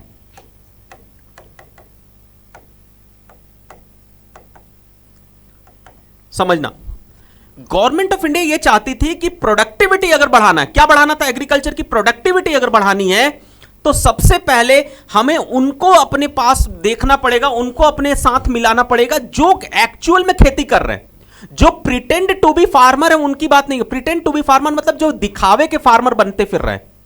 गवर्नमेंट ऑफ इंडिया ने ये दिमाग लगाया कि एक्चुअल में खेल ये है कि हमको ये जो बिचौलिए हैं, इंटरमीडिएट्स लाइक लैंडलॉर्ड्स, ये जो बड़े जो है कि ट्रेडर्स थे, इनको हटा के हमें जो है एक्चुअल टिलर से मिलना था। किससे मिलना था?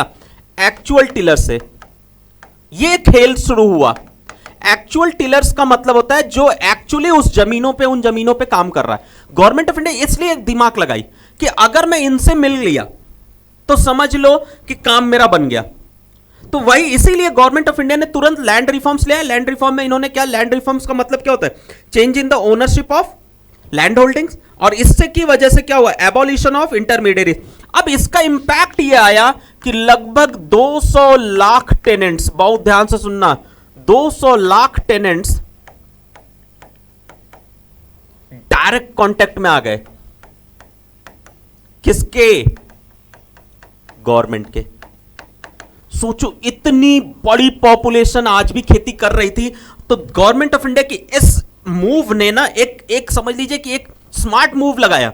और जैसे ही एक स्मार्ट मूव चली गवर्नमेंट ऑफ इंडिया, तुरंत देखिए सर खेल क्या हुआ, 200 लाख टेनेंट्स किसके कांटेक्ट में आ गए?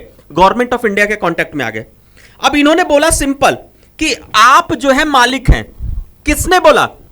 गवर्नमेंट ने बोला कि जिस जमीन पे तुम काम कर रहे हो, मान लो टेनेंट ए जो है इस पे काम कर रहा है, टेनेंट बी इस पे काम कर रहा था, टेनेंट सी, हालांकि ये जमीन इनकी नहीं थी, ये जमीन थी किसकी? मान लो लैंडलॉर्ड एक्स की जमीन थी। किसकी जमीन थी? लैंडलॉर्ड एक्स की। तो ये लैंडलॉर्ड, अब इनका बोलना था कि जमीन इनके लैंडलॉर्ड एक्स की थी, लेकिन काम इस पे एबीसी कर रहे थे। तो गवर्नमेंट ऑफ इंडिया ने बोला कि नहीं नहीं, अगर ए इस जमीन पे काम कर रहा है तो ये जमीन ए की है, ये जमीन बी की है और ये जमीन सी की है। देखा, स्मार्ट मूव, खेल खेल गई गवर्नमेंट। अब ये बेचारा परेशान, कौन? Landlord x. इसको तो लगा जा गई मेरी जमीन, बैठे बैठाए मेरी जमीन खत्म कर दी सरकार। हाँ या ना? ये प्रॉब्लम अराइज हुआ। तो कहीं ना कहीं अगर मैं बोलूं एम क्या बना गवर्नमेंट का, जल्दी बोलो। लैंड रिफॉर्म का एम इक्विटी दिख रहा है क्या सर? क्या दिख रहा है? इक्विटी। सबको जमीनें मिलेंगी। क्या मिलेंगी? सबको जमीनें मिलेंगी। तो ये तो बड़ा स्मार्ट मूव आपको लग रहा होगा गवर्नमेंट ऑफ इंडिया का। ये तो बड़ा बेहतरीन मूव आया कि ऐसा कुछ लैंड रिफॉर्म्स ले आए। लैंड रिफॉर्म्स में इंटरमीडिएरीज को हटाने की प्लान थी, जिससे 200 लाख टेनेंट्स जो है डायरेक्ट कांटेक्ट में आ गए गवर्नमेंट के। अब कैसे होता है ये भी बता दिया कि लैंड होल्डिंग्स उनको दे दिया, और गवर्नमेंट ने उनको बोला कि भैया, साफ गवर्नमेंट ने बोला कि भैया तुमको हम सब कुछ प्रोवाइड करेंगे। क्या? कैपिटल भी प्रोवाइड करेंगे, पैसा भी देंगे, सीड्स भी अच्छा देंगे, फर्टिलाइजर्स भी देंगे, इरिगेशन फैसिलिटी भी देंगे, सब कुछ देंगे, बस तुम प्रोडक्शन करो। क्या करो? प्रोडक्शन करो। हमें चाहिए प्रोडक्शन, हमें आउटपुट चाहिए। अगर तुम हमें दे सकते हो तो बताओ, हम तुमको जमीनें भी तुम्हारे खुद की दे देंगे। बोलो कोई दिक्कत? लेकिन सर खेल शुरू होता है अब, असली खेल। समझिएगा जरा कि ये मूव गवर्नमेंट का थोड़ा सा गड़बड़ सा हो गया। गड़बड़ इसलिए हुआ कि हमारे लेजिस्लेशन में ना, हमारे कानून में इतने लूप होल्स हैं कि एक रूल बनता है तो 100 उसके तोड़ बनते हैं, 100 उसके लूप होल्स हैं। यही काम हुआ इस लैंड रिफॉर्म्स के साथ। क्यों लैंड रिफॉर्म्स अनसक्सेसफुल हुआ, बस ये समझना। Loop holes in the legislation की वजह से क्या हुआ कि ये लैंड रिफॉर्म बड़ा सक्सेसफुल साबित नहीं हुआ। अब इसमें यह हुआ कि जो लैंडलॉर्ड्स थे ना, वो बोलने लगे हम खुद जो है क्या है, इस जमीन पे खेती करते हैं। इनको भगा दिया। किसको? ए को भगा दिया, बी को भगा दिया, सी को भगा दिया, और ये एक्स जाके खुद हर जमीनों पे काम करने लगा। बोला सर हम खुद इस जमीन पे खेती करते हैं, हम ही फार्मर है। ठीक। अब देखो गवर्नमेंट को क्या कर दिया, बेवकूफ बना दिया। क्या बना दिया? बेवकूफ बना दिया। और दूसरा यह है कि चलो अच्छा ठीक है, जबरदस्ती इनको मारपीट के भगा दिया, एविक्टेड हटा दिया, बोला हटाओ यहां से, मारपीट। अब क्या ये एबीसी टेनेंट्स, ये कमजोर से टेनेंट्स बेचारे, दबे कुचले से गरीब टेनेंट्स, ये सामना कर पाएंगे लैंडलॉर्ड एक्स का? नहीं, वहां पे भी मात खा गए ये लोग। तो इसलिए जो है, और loop holes in the legislation, इन्होंने क्या किया, ओनरशिप को जो है कि फायदा ही नहीं मिला किसी को। सरकार इतना बड़ा मूव चली तो चली, बट ये लैंड रिफॉर्म्स अनसक्सेसफुल हो गया। तो कोई अगर आपसे पूछेगा कि भैया लैंड रिफॉर्म्स अनसक्सेसफुल क्यों हुआ, तो आप लिख सकते हैं loop holes in the legislation की वजह से जमींदार या लैंडलॉर्ड्स क्या बोलने लगे कि हम खुद जो है कि इसके फार्मर हैं, हम खुद खेती करते हैं। पहला ये दिखा देंगे। दूसरा ये दिखा देंगे कि इन्होंने टेनेंट्स को मारपीट के भगा दिया जबरदस्ती। और तीसरा ये था कि पुअर सेक्शन में आज भी काम नहीं हो पाया उतना। ठीक है। अब खेल शुरू होता है दूसरा। तब जब गवर्नमेंट ऑफ इंडिया को यह लगा कि जो है ये तो अनसक्सेसफुल हो गया, तब इन्होंने एक नया तरीका अपनाया, दैट वाज लैंड सीलिंग। क्या अपनाया? Land ceiling. लैंड सीलिंग का मतलब होता है फिक्सिंग स्पेसिफाइड लिमिट। मतलब इतनी बड़ी अगर एक गांव में जमीन है, ठीक है, और मान लो उस गांव में रहने वाले 5 लोग हैं, ठीक है, A B C D E, समझना जरा। तो गवर्नमेंट का कहना यह था कि चलो भैया हम इस जमीन को कितने पार्ट में कर दें, 5 पार्ट में कर दें, ठीक है, और 5 पार्ट में करके ए को दे दें, बी को दे दें, सी को दे दें, डी को दे दें और ई को भी दे दें, सबको बराबर बराबर जमीनें दे दें। दैट मीन्स कहीं ना कहीं से फिर से इक्विटी वाला कॉन्सेप्ट आया कि नहीं आया? बोलो हाँ या ना। कहोगे बिल्कुल सर सही कह रहे हैं आप। इक्विटी फिर से गवर्नमेंट ऑफ इंडिया कर रही थी। देखो गोल अचीव कर रही है इक्विटी। गवर्नमेंट ऑफ इंडिया ने बोला कि अब हम सबको जमीनें देंगे अकॉर्डिंग टू देयर नीड्स। मतलब नीड्स का मतलब यह था कि जिसके परिवार में जितने लोग थे, जैसे थी उस तरीके से उनको जमीनें मिल रही थी। दैट मीन्स सबको जमीनें मिलेंगी, कोई भी लैंडलेस नहीं रहेगा, किसी के पास ऐसा नहीं है कि किसी के पास जमीनें नहीं रहेंगी। सरकार ने लैंड सीलिंग के अंडर में, लैंड सीलिंग टेक्निक के अंडर में यही काम किया, सबको उनकी जमीनें दी। ठीक है। अब इससे क्या हुआ कि गवर्नमेंट जो है सबको जब अलॉट किया तो यहां पे, लेकिन सबको जमीनें मिल गई। गवर्नमेंट फिर से चाहती थी भैया सबको हम जमीनें दे रहे हैं, चाहे लैंडलॉर्ड हो चाहे वो टेनेंट हो, सबको जमीनें दे रहे हैं।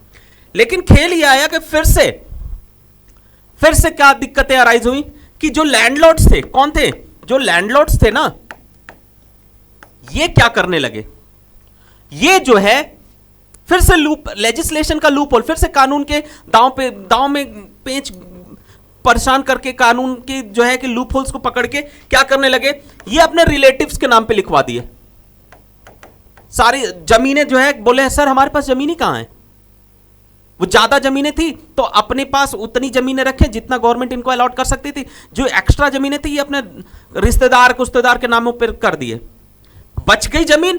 बाद में जब ये सब मामला ठंडा पड़ा, वापस रिश्तेदारों से अपनी जमीन ले लिए। इस तरीके से बड़े लैंडलॉर्ड्स ने अपनी जमीन बचा ली फिर से लेजिस्लेशन के लूप होल्स की वजह से। तो लैंड सीलिंग भी बहुत ज्यादा सक्सेसफुल नहीं हुआ। बात समझ में आया? कुछ जगहों पे कह सकते हैं कि लैंड सीलिंग ठीक सक्सेसफुल हुआ। दो स्टेट बड़ा सक्सेसफुल हुआ, एक था वेस्ट बंगाल और दूसरा था आंध्र प्रदेश। ये दो जगह पे लैंड सीलिंग टेक्निक जो है सक्सेसफुल हुआ। इसके अलावा बाकी ऑल ओवर इंडिया जो है कहीं भी सक्सेसफुल नहीं हो पाया। समझ में आया? और आंध्र प्रदेश के बजाय एक जगह और याद रखना, केरला में इससे आंध्रा से ज्यादा सक्सेसफुल हुआ, इसलिए आंध्रा को थोड़ा सा कम, केरला में बहुत ज्यादा सक्सेसफुल हुआ। ठीक है, तो वेस्ट बंगाल और केरला में सबसे ज्यादा सक्सेसफुल हुआ एज कंपेयर टू आंध्रा में भी था, बट एक तरह से अगर बोला जाए मोस्ट सक्सेसफुल अगर पूछेगा एग्जाम में तो वेस्ट बंगाल और केरला यूज करेंगे। क्लियर है? ये समझ में आया? तो देखिए सर, हम लोगों ने देखा क्या कि लैंड रिफॉर्म्स क्या था, लैंड रिफॉर्म्स के कैसे अनसक्सेसफुल हुआ। फिर हमने तुरंत देखा कि लैंड सीलिंग ले आए, तो लैंड सीलिंग भी कैसे अनसक्सेसफुल हुआ। लैंड सीलिंग में क्या था? लैंड सीलिंग का डेफिनेशन सिंपल है, फिक्सिंग क्या, स्पेसिफाइड लिमिट ऑफ लैंड, सबको जमीनें देना है to be owned by individual, जिसका मालिक हर इंडिविजुअल हो। दैट इज सिंपल सा डेफिनेशन कि एक सबको इतनी जमीनें देना कि जिसके मालिक हम हैं। That is known as land ceiling. और लैंड रिफॉर्म्स में ओनरशिप बदल देना, मालिकाना हक बदल देना। क्लियर हुआ?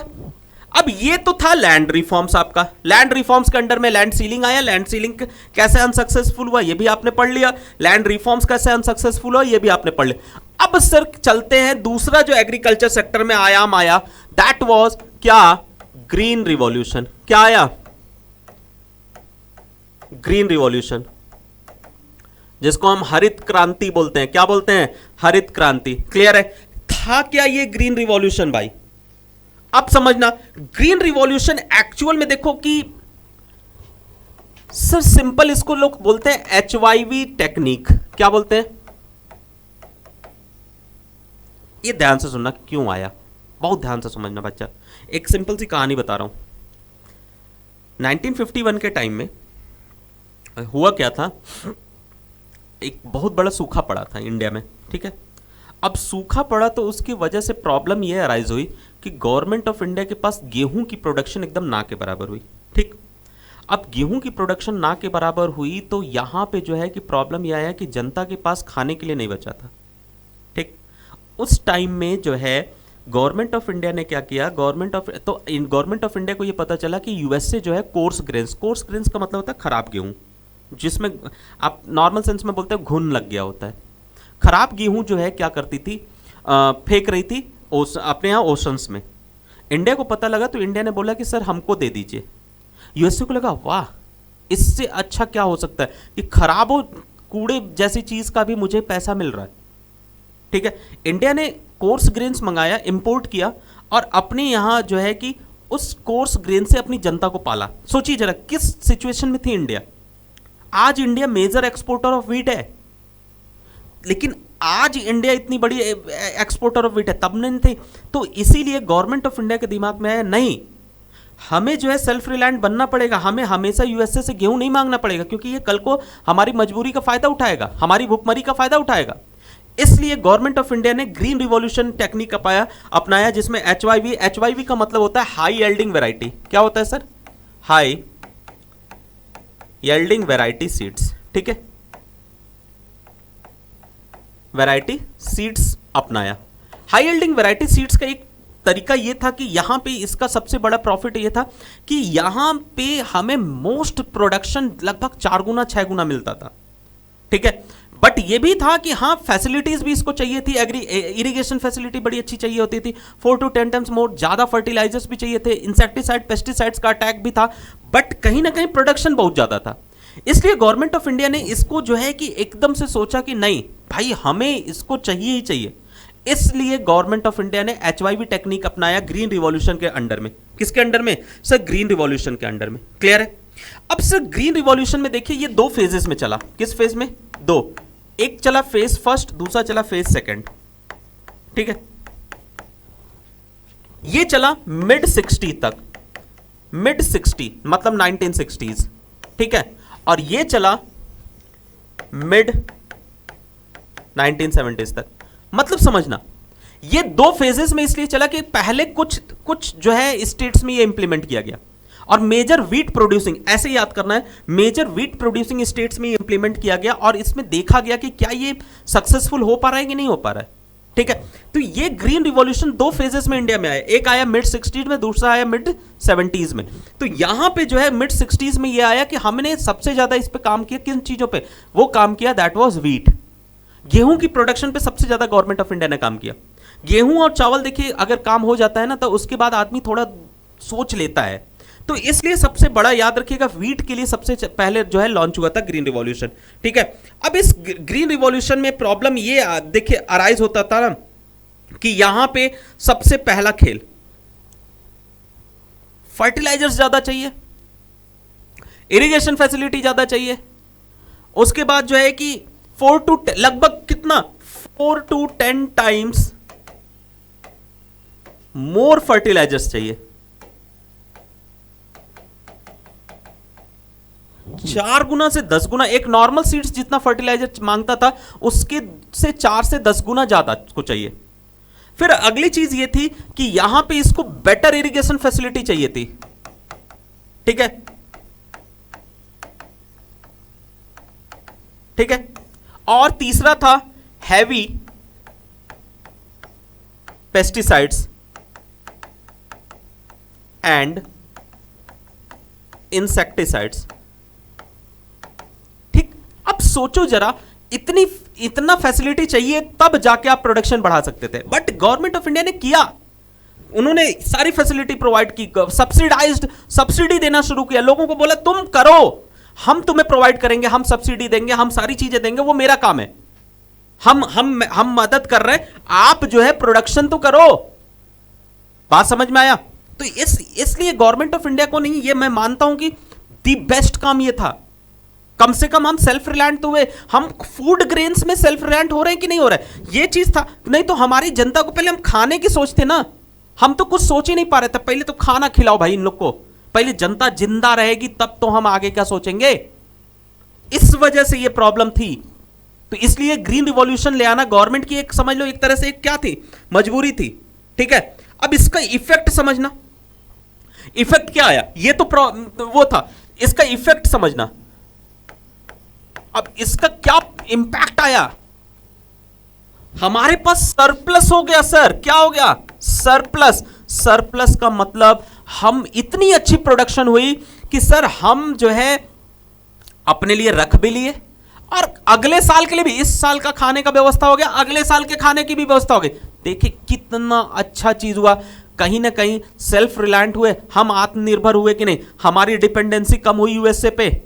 यही चीज था सर, यही मुझे समझाना था कि ग्रीन रिवॉल्यूशन ने क्या किया था, सरप्लस कर दिया। और दूसरा चीज ये था हमारे पास बफर स्टॉक बन गया। क्या बन गया? Buffer stock.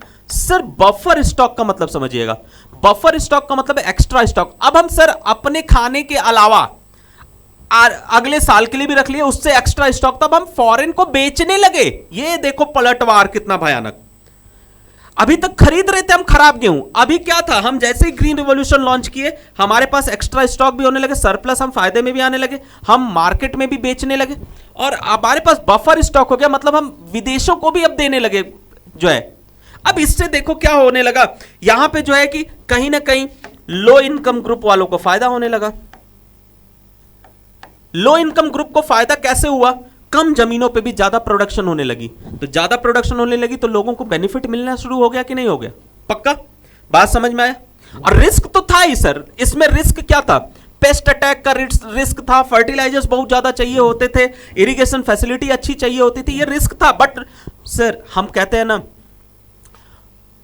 रिवॉर्ड चाहिए तो रिस्क लेना तो बहुत जरूरी है ना, वही तो कर रहा है इंडिया। ये रिवॉर्ड था कि नहीं था? ये इतना बड़ा रिवॉर्ड मिला तब न, कब? जब ये इतना बड़ा रिस्क लिया। क्लियर है? आई बात समझ में? बोलो कोई दिक्कत? लेकिन सर वही कहते हैं ना, कुछ अच्छा करने निकलिए तो कुछ लोग खड़े हो जाते हैं। बट सर ये कुछ लोग नहीं थे, ये अच्छे लोगों में से थे, समझना जरा। बात आई सब्सिडीज की। सब्सिडीज पे जो है बहुत बड़ा डिबेट अराइज हो गया, एक बहुत बड़ी बहस छिड़ी। कुछ इकोनॉमिस्ट का कहना था सब्सिडीज देना चाहिए, कुछ का कहना था नहीं देना चाहिए। अब सर बात आ गई ना फेवर की, कुछ लोग फेवर में हो गए और कुछ लोग अगेंस्ट में हो गए। ठीक है, अब यह अराइज हुआ कि जो फेवर में थे वो क्यों थे? उनका कहना यह था सब्सिडी गवर्नमेंट को कंटिन्यू करना चाहिए, बिकॉज क्यों? बहुत ध्यान से सुनिएगा क्लास। सब्सिडी, उनका कहना था गवर्नमेंट को सब्सिडी देना चाहिए। क्यों देना चाहिए? रीजन इज दैट कि इसके वजह से जो गरीब फार्मर्स हैं, मार्जिनल फार्मर्स हैं, पुअर फार्मर्स हैं, इनको फायदा मिल रहा है, इनको चीजें सस्ते दामों पे मिल रही हैं, ये आराम से प्रोडक्शन कर रहे हैं। गलत तो थे नहीं ये लोग। तो इनका कहना यह था कि भैया इससे सब्सिडी से क्या होगा, फार्मर्स को जो है कि क्या होगा कि फैसिलिटी मिलेगी। आज भी आप देखिए, उनका कहना यह था कि एग्रीकल्चर तो आज भी बहुत बड़ा रिस्की बिजनेस है। कैसे भैया? अभी भयंकर बारिश हो जाए, भयंकर ठंडी पड़ने लगे, भयंकर गर्मी पड़ने लगे, एकदम धूप होने लगे, खत्म कहानी। तो वही उनका कहना है कि एग्रीकल्चर बहुत इतना बड़ा रिस्की बिजनेस है, तो सर सब्सिडी अगर आप देते हैं तो एक तरह से उनको फाइनेंशियल सपोर्ट दे रहे हैं। किसको? फार्मर्स को। अगेंस्ट वाले बोल रहे हैं भैया सब्सिडी का पैसा फार्मर को पास जाए तब तो। यह भी उनका गलत नहीं कहना था। उनका कहना यह था कि सब्सिडी का पैसा फार्मर के पास कहां जा रहा है, तो कंपनियां ले रही हैं, सरकार सस्ते दामों पे दिलवा रही है कंपनियों से, बाद में सब्सिडाइज्ड प्राइस, सब्सिडी किसके पास जा रही है? कंपनियों के पास। अब उनका कहना यह था कि पैसा देना ही है, सब्सिडी का पैसा जाना चाहिए तो फार्मरों को ना मिलना चाहिए, कंपनियों को क्यों मिले? बड़े फर्म्स क्यों फायदा उठा रही हैं इसका? ये भी गलत नहीं थे। देखो दोनों लोग अपने अपने पॉइंट पे एकदम परफेक्ट बैठे हुए हैं। ठीक है, बात समझ में आया कि नहीं है? और उनका कहना यह था कि सब्सिडी का फायदा छोटे फार्मर से ज्यादा ना कौन उठा रहा है? बड़े फार्मर्स। उनकी इनकम बढ़ रही है, इनकम की डिसिमिलैरिटी बढ़ रही है, इनइक्वालिटी बढ़ रही है, अमीर अमीर होता चला जा रहा है और गरीब बेचारा वहीं पे रह रहा है। That means inequalities of income and wealth होती चली जाए, बड़े फार्मर्स अमीर होते चले जाए, क्योंकि देखो प्रोडक्शन ज्यादा बेहतरीन तेजी से बढ़ रहे थे, और जो कम जमीनों वाले फार्मर्स थे वो बेचारे वहीं पे थे। दैट मींस प्रॉब्लम ये थी। तो ना तो आप फेवर वाले को गाली दे सकते ना अगेंस्ट वाले को, दोनों अपने अपने पॉइंट पे अच्छे से बोल रहे हैं। ठीक है, तो कभी एग्जाम में आएगा तो ये आसानी से आप इसको डिस्कस करिएगा। आई बात समझ में? क्लियर है? चलिए, ये सर आपकी पूरी और पूरी सर खत्म होती है एग्रीकल्चर सेक्टर। क्लियर है? अब देखिए सर खेल शुरू होता है किसका? हम बात करते हैं इंडस्ट्रियल सेक्टर की। ठीक है,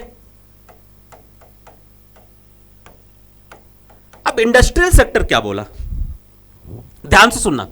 इंडस्ट्रियल सेक्टर की कहानी यह थी कि अब गवर्नमेंट ऑफ इंडिया ये सोची कि चलो भाई हम एग्रीकल्चर सेक्टर में तो बहुत सारी चीजों को सुधार लिए। ठीक है, सुधारते सुधारते सर ग्रीन रिवॉल्यूशन ले आए, सारी चीजें ले आए, धीरे धीरे एग्रीकल्चरल प्रोडक्टिविटी भी बढ़ रही थी, सब कुछ हो रहा था। चलो ठीक है, एक ट्रैक पे आ गई थी एग्रीकल्चर सेक्टर।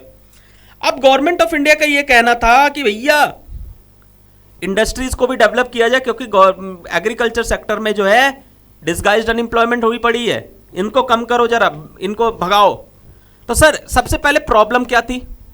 देखिए, हम किसी भी सेक्टर को पढ़ने से पहले हम उसके प्रॉब्लम्स की बात कर ले रहे हैं, ये ज्यादा आसान है। प्रॉब्लम्स पढ़ लोगे तो ज्यादा बेटर है। सबसे पहला प्रॉब्लम क्या था? Shortage of capital with private sector. Sir private sector के पास पैसा ही नहीं था कि वो लगाए। हम सर मिक्स्ड इकोनॉमी फॉलो कर रहे थे, हम प्राइवेट सेक्टर को बार बार गवर्नमेंट बोली पैसा, सर उसके पास पैसा होना चाहिए, कहां से लाएगा? सर एक दो तीन नामी गिरामी कंपनियां थी, टिस्को उसको थी, यही सब जो है काम कर रही थी, उसके अलावा क्या कहां पैसा था? तो इसलिए ये प्रॉब्लम अराइज हुआ। और दूसरा सर सोशल वेलफेयर आप ऑब्जेक्टिव लेके बैठे हुए हैं, तो कोई इतना बड़ा महारथी तो मार्केट का है नहीं प्राइवेट सेक्टर कि समाज सेवा करने के लिए पैसा लगाएगा। गवर्नमेंट यहां पे गवर्नमेंट और प्राइवेट सेक्टर के बीच में थोड़ा सा तनातनी सी हुई। सरकार सोशल वेलफेयर की तरफ सोच रही थी और कोई भी प्राइवेट सेक्टर सोशल वेलफेयर करने के लिए थोड़ी इतना पैसा लगाने आएगी। तो ये भी एक बहुत बड़ा प्रॉब्लम अराइज हुआ। और तीसरा था लैक ऑफ इंसेंटिव।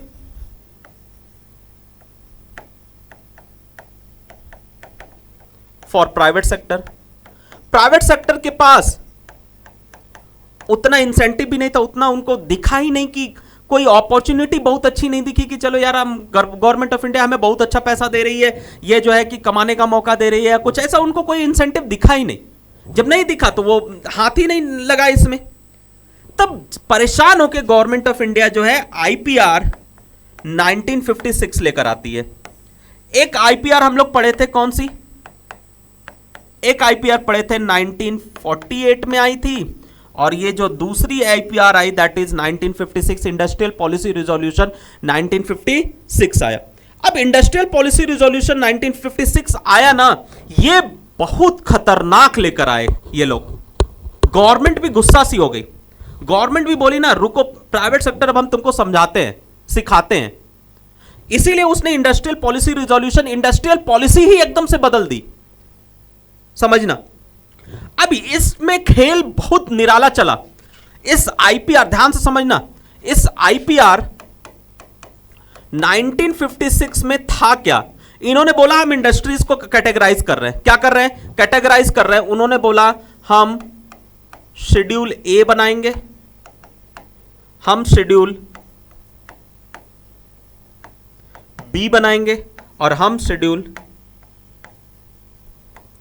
सी बनाएंगे। और यही हो गई सबसे बड़ी गलती गवर्नमेंट ऑफ इंडिया से, याद रखिएगा। ये मेरा पॉइंट ऑफ व्यू है, मैं अपनी पॉइंट ऑफ व्यू, मैं दुनिया के पॉइंट ऑफ व्यू से नहीं बात कर रहा, मैं अपने पॉइंट ऑफ व्यू कि गवर्नमेंट ऑफ इंडिया से ये गलती हुई, हमारे सोचना है, हम अभी इसको प्रूव भी करेंगे। गवर्नमेंट ऑफ इंडिया ने आईपीआर में 3 शेड्यूल बनाए, शेड्यूल ए, शेड्यूल बी, शेड्यूल सी, और उसमें शेड्यूल ए में बोला कि 17 इंडस्ट्रीज होंगी। कितनी इंडस्ट्रीज? 17 इंडस्ट्रीज। और टॉप की 7 जो सबसे ज्यादा रेवेन्यू, लाइक सर एल्युमिनियम हो गया, रेलवे हो गया, आयरन हो गया, माइनिंग हो गया, दुनिया भर की जो टॉप इंडस्ट्री से जो सबसे ज्यादा पैसा जनरेट करती थी, रेवेन्यू जनरेट करती थी, वो शेड्यूल ए में। और बोला कौन ओन करेगा? Owned by state government own करेगी। बोला ठीक है, लो भैया सबसे बड़ी रेवेन्यू जनरेटिंग एड तो अपने जेब में रख लिया, और प्राइवेट सेक्टर आना चाहेगा तो नहीं आएगा, बोलेगा हटाओ पैसा ही नहीं है। फिर 12 इंडस्ट्रीज, शेड्यूल बी में क्या बोला उसने? 12 इंडस्ट्रीज। याद रखना, ये यही लिखना है आपको एग्जाम में। टॉप की 17, उसके बाद उससे नीचे जो 12 इंडस्ट्रीज थी, ये बोला owned by state with support of private sector. बोला कौन? स्टेट गवर्नमेंट ओन करेगी, किसके सपोर्ट से? प्राइवेट। यहां पे भी प्राइवेट को जुमला थमा दिया, बेवकूफ बना दिया। बोला 12 इंडस्ट्रीज जो हैं, 17 टॉप की ले लिया, उसके बाद जो 12 हैं उसको जो है बोला कि सर स्टेट गवर्नमेंट ओन करेगी, लेकिन प्राइवेट सेक्टर का सपोर्ट रहेगा, प्राइवेट सेक्टर उसका सपोर्टर का काम करेगी, नौकर बना दिया। बोला जो रिमेनिंग बच गई, क्या शेड्यूल सी में जो रिमेनिंग बच गई, वो बोला क्या? एक मिनट, शेड्यूल सी में बोला कि जो रिमेनिंग बच गई ये प्राइवेट ओन करेंगे, ओन्ड बाय प्राइवेट। मतलब वही है, जूठा बच गया दे दो हमको। सर गलती है कि नहीं है? आप इंडस्ट्रियलाइजेशन के बारे में बात कर रहे हो और आपने क्या किया? टोटल की टॉप 29 इंडस्ट्रीज को अपने हाथों में लेके रखती है। और ये जब अपने हाथ में आप ले लिए तो सर फायदा क्या, क्या प्राइवेट सेक्टर आएगा? बिल्कुल नहीं आएगा। समझ में आया? अब सर इतने से मन नहीं माना इंडियन गवर्नमेंट का, देखो गलतियां शुरू हुई ये। प्लस अब देखो इसके बाद वाली कांड, गवर्नमेंट ने इंडस्ट्रियल लाइसेंसिंग ले दिया। क्या बोला? Industrial licensing. ठीक है, इंडस्ट्रियल लाइसेंसिंग में गवर्नमेंट ने क्या किया? बोला भैया न्यू ले आओगे, न्यू इंडस्ट्री, तो भी लाइसेंस चाहिए। प्रोडक्ट को डाइवर्सिफाई करोगे, मतलब प्रोडक्ट में चेंजेस ले आओगे, अपग्रेड करोगे, तो भी लाइसेंस चाहिए। और तीसरा उन्होंने बोला कि एग्जिस्टिंग वन, मतलब जो पहले से हैं को एक्सपेंड करेंगे तो भी लाइसेंस चाहिए। मतलब नया इंडस्ट्री ले आओगे, लाइसेंस लेना पड़ेगा। पुराने वाले को बढ़ाओगे, लाइसेंस चाहिए। अपने प्रोडक्ट को चेंज करोगे, लाइसेंस चाहिए। That is compulsory. ये आया आईपीआर 1956 के तहत इंडस्ट्रियल लाइसेंसिंग। ये देख रहे हो तुम क्या किया? पहले तो शेड्यूल ए, शेड्यूल बी, शेड्यूल सी का कहानी कर दिए, और उसके बाद क्या किया? उसके बाद जो है ये कहानी, कोई नई इंडस्ट्री आना चाहेगी, कोई काम करना चाहेगा लाइसेंस के अंडर में। कुछ कंपनियां ऐसी होती हैं जो है नॉर्मली काम करना चाहती है, उतना लाइसेंस नहीं। तो यहां क्या था? नया लाओगे तो भी लाइसेंस, पुराने वाले को बढ़ाओगे तो भी लाइसेंस, प्रोडक्ट को चेंज करोगे तो भी लाइसेंस। तो कोई नहीं आया सर। जब नहीं आया ना तो गवर्नमेंट को मजबूरन एसएसआई ले आना पड़ा। एसएसआई क्या है? ध्यान से सुनना। एसएसआई का मतलब होता है स्मॉल स्केल इंडस्ट्रीज। ठीक है, ये एसएसआई एक कब आई थी? कार्वी कमेटी थी एक, ध्यान से सुनना। कार्वी कमेटी 1955 में एक कार्वी कमेटी आई, इसी के थ्रू एसएसआई का वो हुआ establishment. SSI small scale industries था। ये गांवों में सेटअप कर रहे थे ये लोग, गवर्नमेंट ऑफ इंडिया गांव में सेटअप कर रही थी, गांव वालों को इंप्लॉयमेंट जनरेट करा रही थी, गांव वालों को जो है कि एग्रीकल्चर से शिफ्ट करके ये इनका प्लान क्या था कि एसएसआई के थ्रू जो है गाँव के लोगों को इंप्लॉयमेंट देना। छोटे छोटे जो है काम, जैसे लाइक टेलरिंग का काम हो गया, जैसे कपड़े की कढ़ाई बुनाई वाला काम हो गया, ये सारी चीज़ों में इन्वॉल्व कर रहे थे। तो ये एसएसआई के थ्रू इनका प्लान ये था कि सर इंप्लॉयमेंट जनरेट करना है। ठीक है, फिर उसके बाद एक और था कि बड़े फर्म्स को ये प्रोटेक्ट कैसे कर ये छोटे छोटे फर्म्स को गवर्नमेंट ऑफ इंडिया ने बोला कि तुम काम करो, हम तुमको प्रोटेक्ट करेंगे। कैसे? डुअल प्राइस लगा दिया, रिजर्वेशन लगा दिया कि हम इतना प्रोडक्ट तुम्हारा हम खुद खरीदेंगे, रिजर्वेशन भी दे दिया। देखो अपनी खुद की सेटअप एंटिटीज को कैसे सपोर्ट कर रहे थे ये, लेकिन प्राइवेट सेक्टर को सपोर्ट नहीं कर पा रहे थे ये। अपनी सेटअप को बोल रहे हैं कि हम जो है तुमको रिजर्वेशन देंगे, हम तुमको जो है कि तुम्हारे प्रोडक्ट को बेचने का जिम्मेदारी कुछ परसेंटेज को हम लेते हैं। और दूसरा, बड़े फर्म से ये बचा भी रहे थे और सब्सिडीज भी इनको प्रोवाइड कर रहे थे। क्या प्रोवाइड कर रहे थे? सब्सिडीज भी दे रहे थे, सब्सिडाइज्ड प्राइस पे भी चीजों को प्रोवाइड कर रहे थे। तो देखो कहीं ना कहीं ये सारी चीजें क्या हो रहा था, इससे नुकसान किसका हो रहा था? हमारे यहां प्राइवेट सेक्टर एकदम से वो। तो देखिए सर 1950 से 1990 के बीच में सबसे ज्यादा अगर कोई सेक्टर कोलैप्स हुआ तो इंडस्ट्रियल सेक्टर, क्योंकि इसीलिए इंडिया की दुर्गति हुई कि सिर्फ 14 दिन का पैसा बचा। भाई जब इंडस्ट्रियल सेक्टर डेवलप नहीं करेगा ना तो आप एक्सपोर्ट नहीं करेंगे तो कहीं से फॉरेक्स जनरेट आप नहीं कर सकते। और जब आप फॉरेक्स जनरेट नहीं कर सकते, फॉरेन करेंसी एक्सचेंज आपके पास नहीं होगा, तो सर दिक्कतें आपके पास आएंगी। और आप एग्रीकल्चर को इतना बड़े स्तर पे अभी नहीं ले जा पाए थे कि जो है कि ये दिक्कत। तो 1990 तक 50 से 90 के बीच में अगर सबसे कम कोई सेक्टर डेवलप और ग्रो किया तो वो था इंडस्ट्रियल सेक्टर। क्लियर है? आई बात समझ में? आगे बढ़े। अब अगला था दैट इज फॉरेन ट्रेड। वहां पे भी हमने फॉरेन ट्रेड पढ़ा था, ब्रिटिशर्स वाला, कि उन्होंने डिस्क्रिमिनेटरी टैरिफ पॉलिसी लगा दिया था, दुनिया भर की चीजें लगा दिया था। यहां पे भी हम फॉरेन ट्रेड की बात करेंगे। समझ में आया? फॉरेन ट्रेड का मतलब गवर्नमेंट ऑफ इंडिया ने फिर कांड किया। देखो, लेकिन ये वाला कांड थोड़ा ठीक भी था, करना जरूरी भी था। गवर्नमेंट ऑफ इंडिया ने इंपोर्ट सब्स्टिट्यूशन लगा दिया। क्या लगा दिया? Import substitution. इंपोर्ट सब्स्टिट्यूशन का मतलब यह था कि अब क्या, इसका डेफिनेशन सिंपल समझना, removing imported goods from domestic goods. बस इंपोर्ट, फॉरेन की इंपोर्टेड गुड्स की जगह पे डोमेस्टिकली प्रोड्यूस्ड गुड्स को यूज करना। समझा क्या? कि विदेशों वाले कोई भी गुड्स आ रहा है उसको नहीं यूज करेंगे, सेम वही जो इंडिया में प्रोड्यूस हो रहा है गुड्स उसको यूज करेंगे, ताकि हमारी फॉरेन पे डिपेंडेंसी कम हो, हमारा फॉरेन एक्सचेंज बाहर कम जाए। यह था इंपोर्ट सब्स्टिट्यूशन के पीछे का उनका एजेंडा। अब इससे क्या हुआ कि इंपोर्ट सब्स्टिट्यूशन लगाने के लिए इन्होंने क्या किया, सबसे इनका एम क्या था? पहला था फॉरेक्स को बचाना, ठीक है, समझ में आया। और दूसरा था सेल्फ रिलायंस अचीव करना।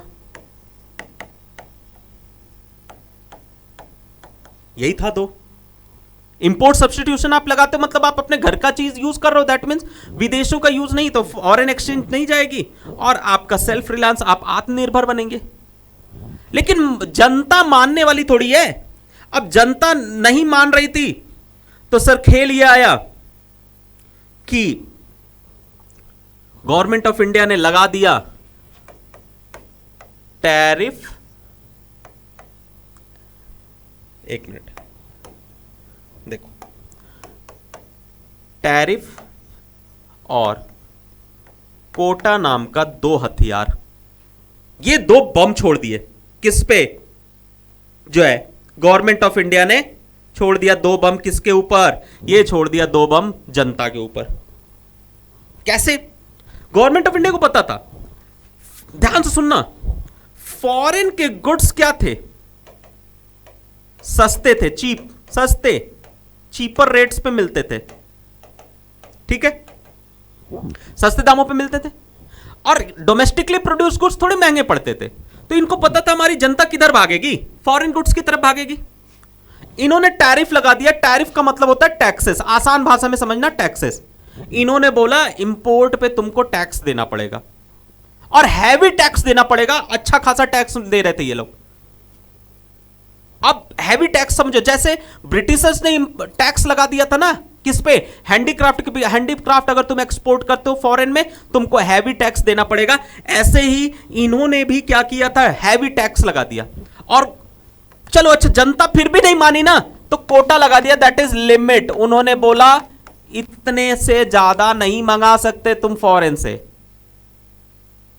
मतलब पूरी तरीके से हम तुम्हारे ऊपर रेस्ट्रिक्शंस लगा रहे हैं, हम तुमको बांध रहे हैं। अब भाई बंद से जाओ तुम हमारे पास एकदम। पहला टैक्स दोगे ज्यादा, अगर तुम उस पर भी राजी हो गए तो चलो भैया लिमिट लगा दिए, इतने से यूनिट से ज्यादा तुम मंगा नहीं सकते। ये तो बहुत गंदा जो है कि मजाक हो गया ना, किसके साथ? जनता के साथ।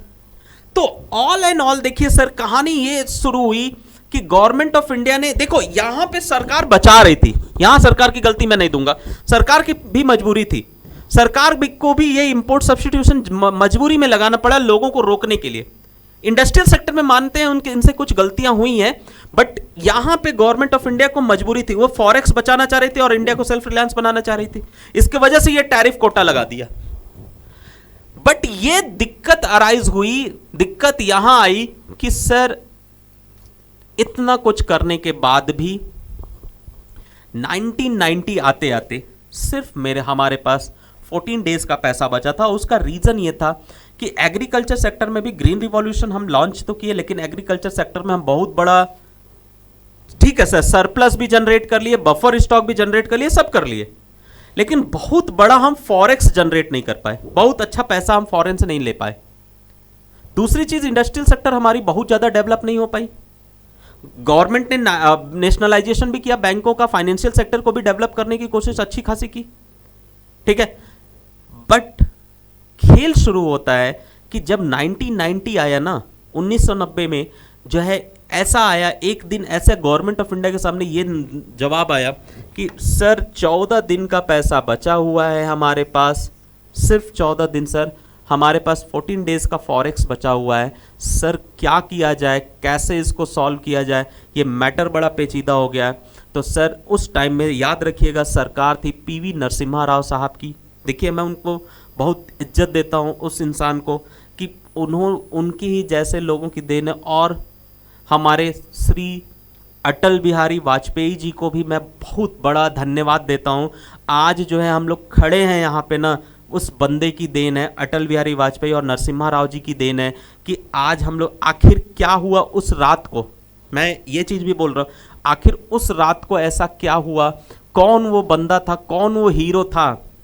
खैर मैं नाम रिवील नहीं करूँगा, इंटरेस्ट यहीं पे तो आएगा। आखिर कौन वो बंदा था जो इस पूरी इकॉनमी को बचा ले गया। नहीं तो इंडिया फिर से गुलाम होने की कगार पे आ गया था। कोई ना कोई कंट्री टेक ओवर, या तो कर्ज के दबाव में एकदम फंस सा जाता, या किसी कंट्री का अटैक हो जाता, या कुछ भी हो सकता था। लेकिन तो सर सिर्फ 14 दिन का पैसा बचा था, उसके बाद वो अपनी कैसे इतना बड़ा इंडिया को कैसे कवर कर, आखिर वो कौन एक हीरो बंदा था जो जिसने सर इंडिया को इतना बड़ा जो है, जस्ट ज़्यादा दिन पुरानी बात नहीं है सर, आखिर उस 1991 वाले दिन की रात को क्या हुआ था कि कैसे जैसे उस बंदे ने सारी चीज़ें सेट करके कैसे इस इतने बड़े इंडिया को बचा ले गया। और आज हम उन्हीं लोगों का जो है एक तरह से कह सकते हैं बोया हुआ काट रहे हैं। उन्हीं लोगों की देन है कि हम लोग आज इस जगह पे खड़े हैं, इतने हम आगे बढ़ के बोलते हैं, आगे बढ़ के जो है कर रहे हैं, दुनिया की नज़रों में इंडिया की इमेज अच्छी है। आखिर एक समय देखिए ये स्थिति से आज हम कहाँ पे हैं, आज हम ट्रिलियन इकॉनमी के बारे में सोच रहे हैं। तो ये इसकी कहानी मैं अगले क्लास में आपको डिस्कस करूँगा। इंटरेस्ट के साथ जुड़े रहिएगा क्लास। तब तक के लिए थैंक यू। जय हिंद, जय भारत।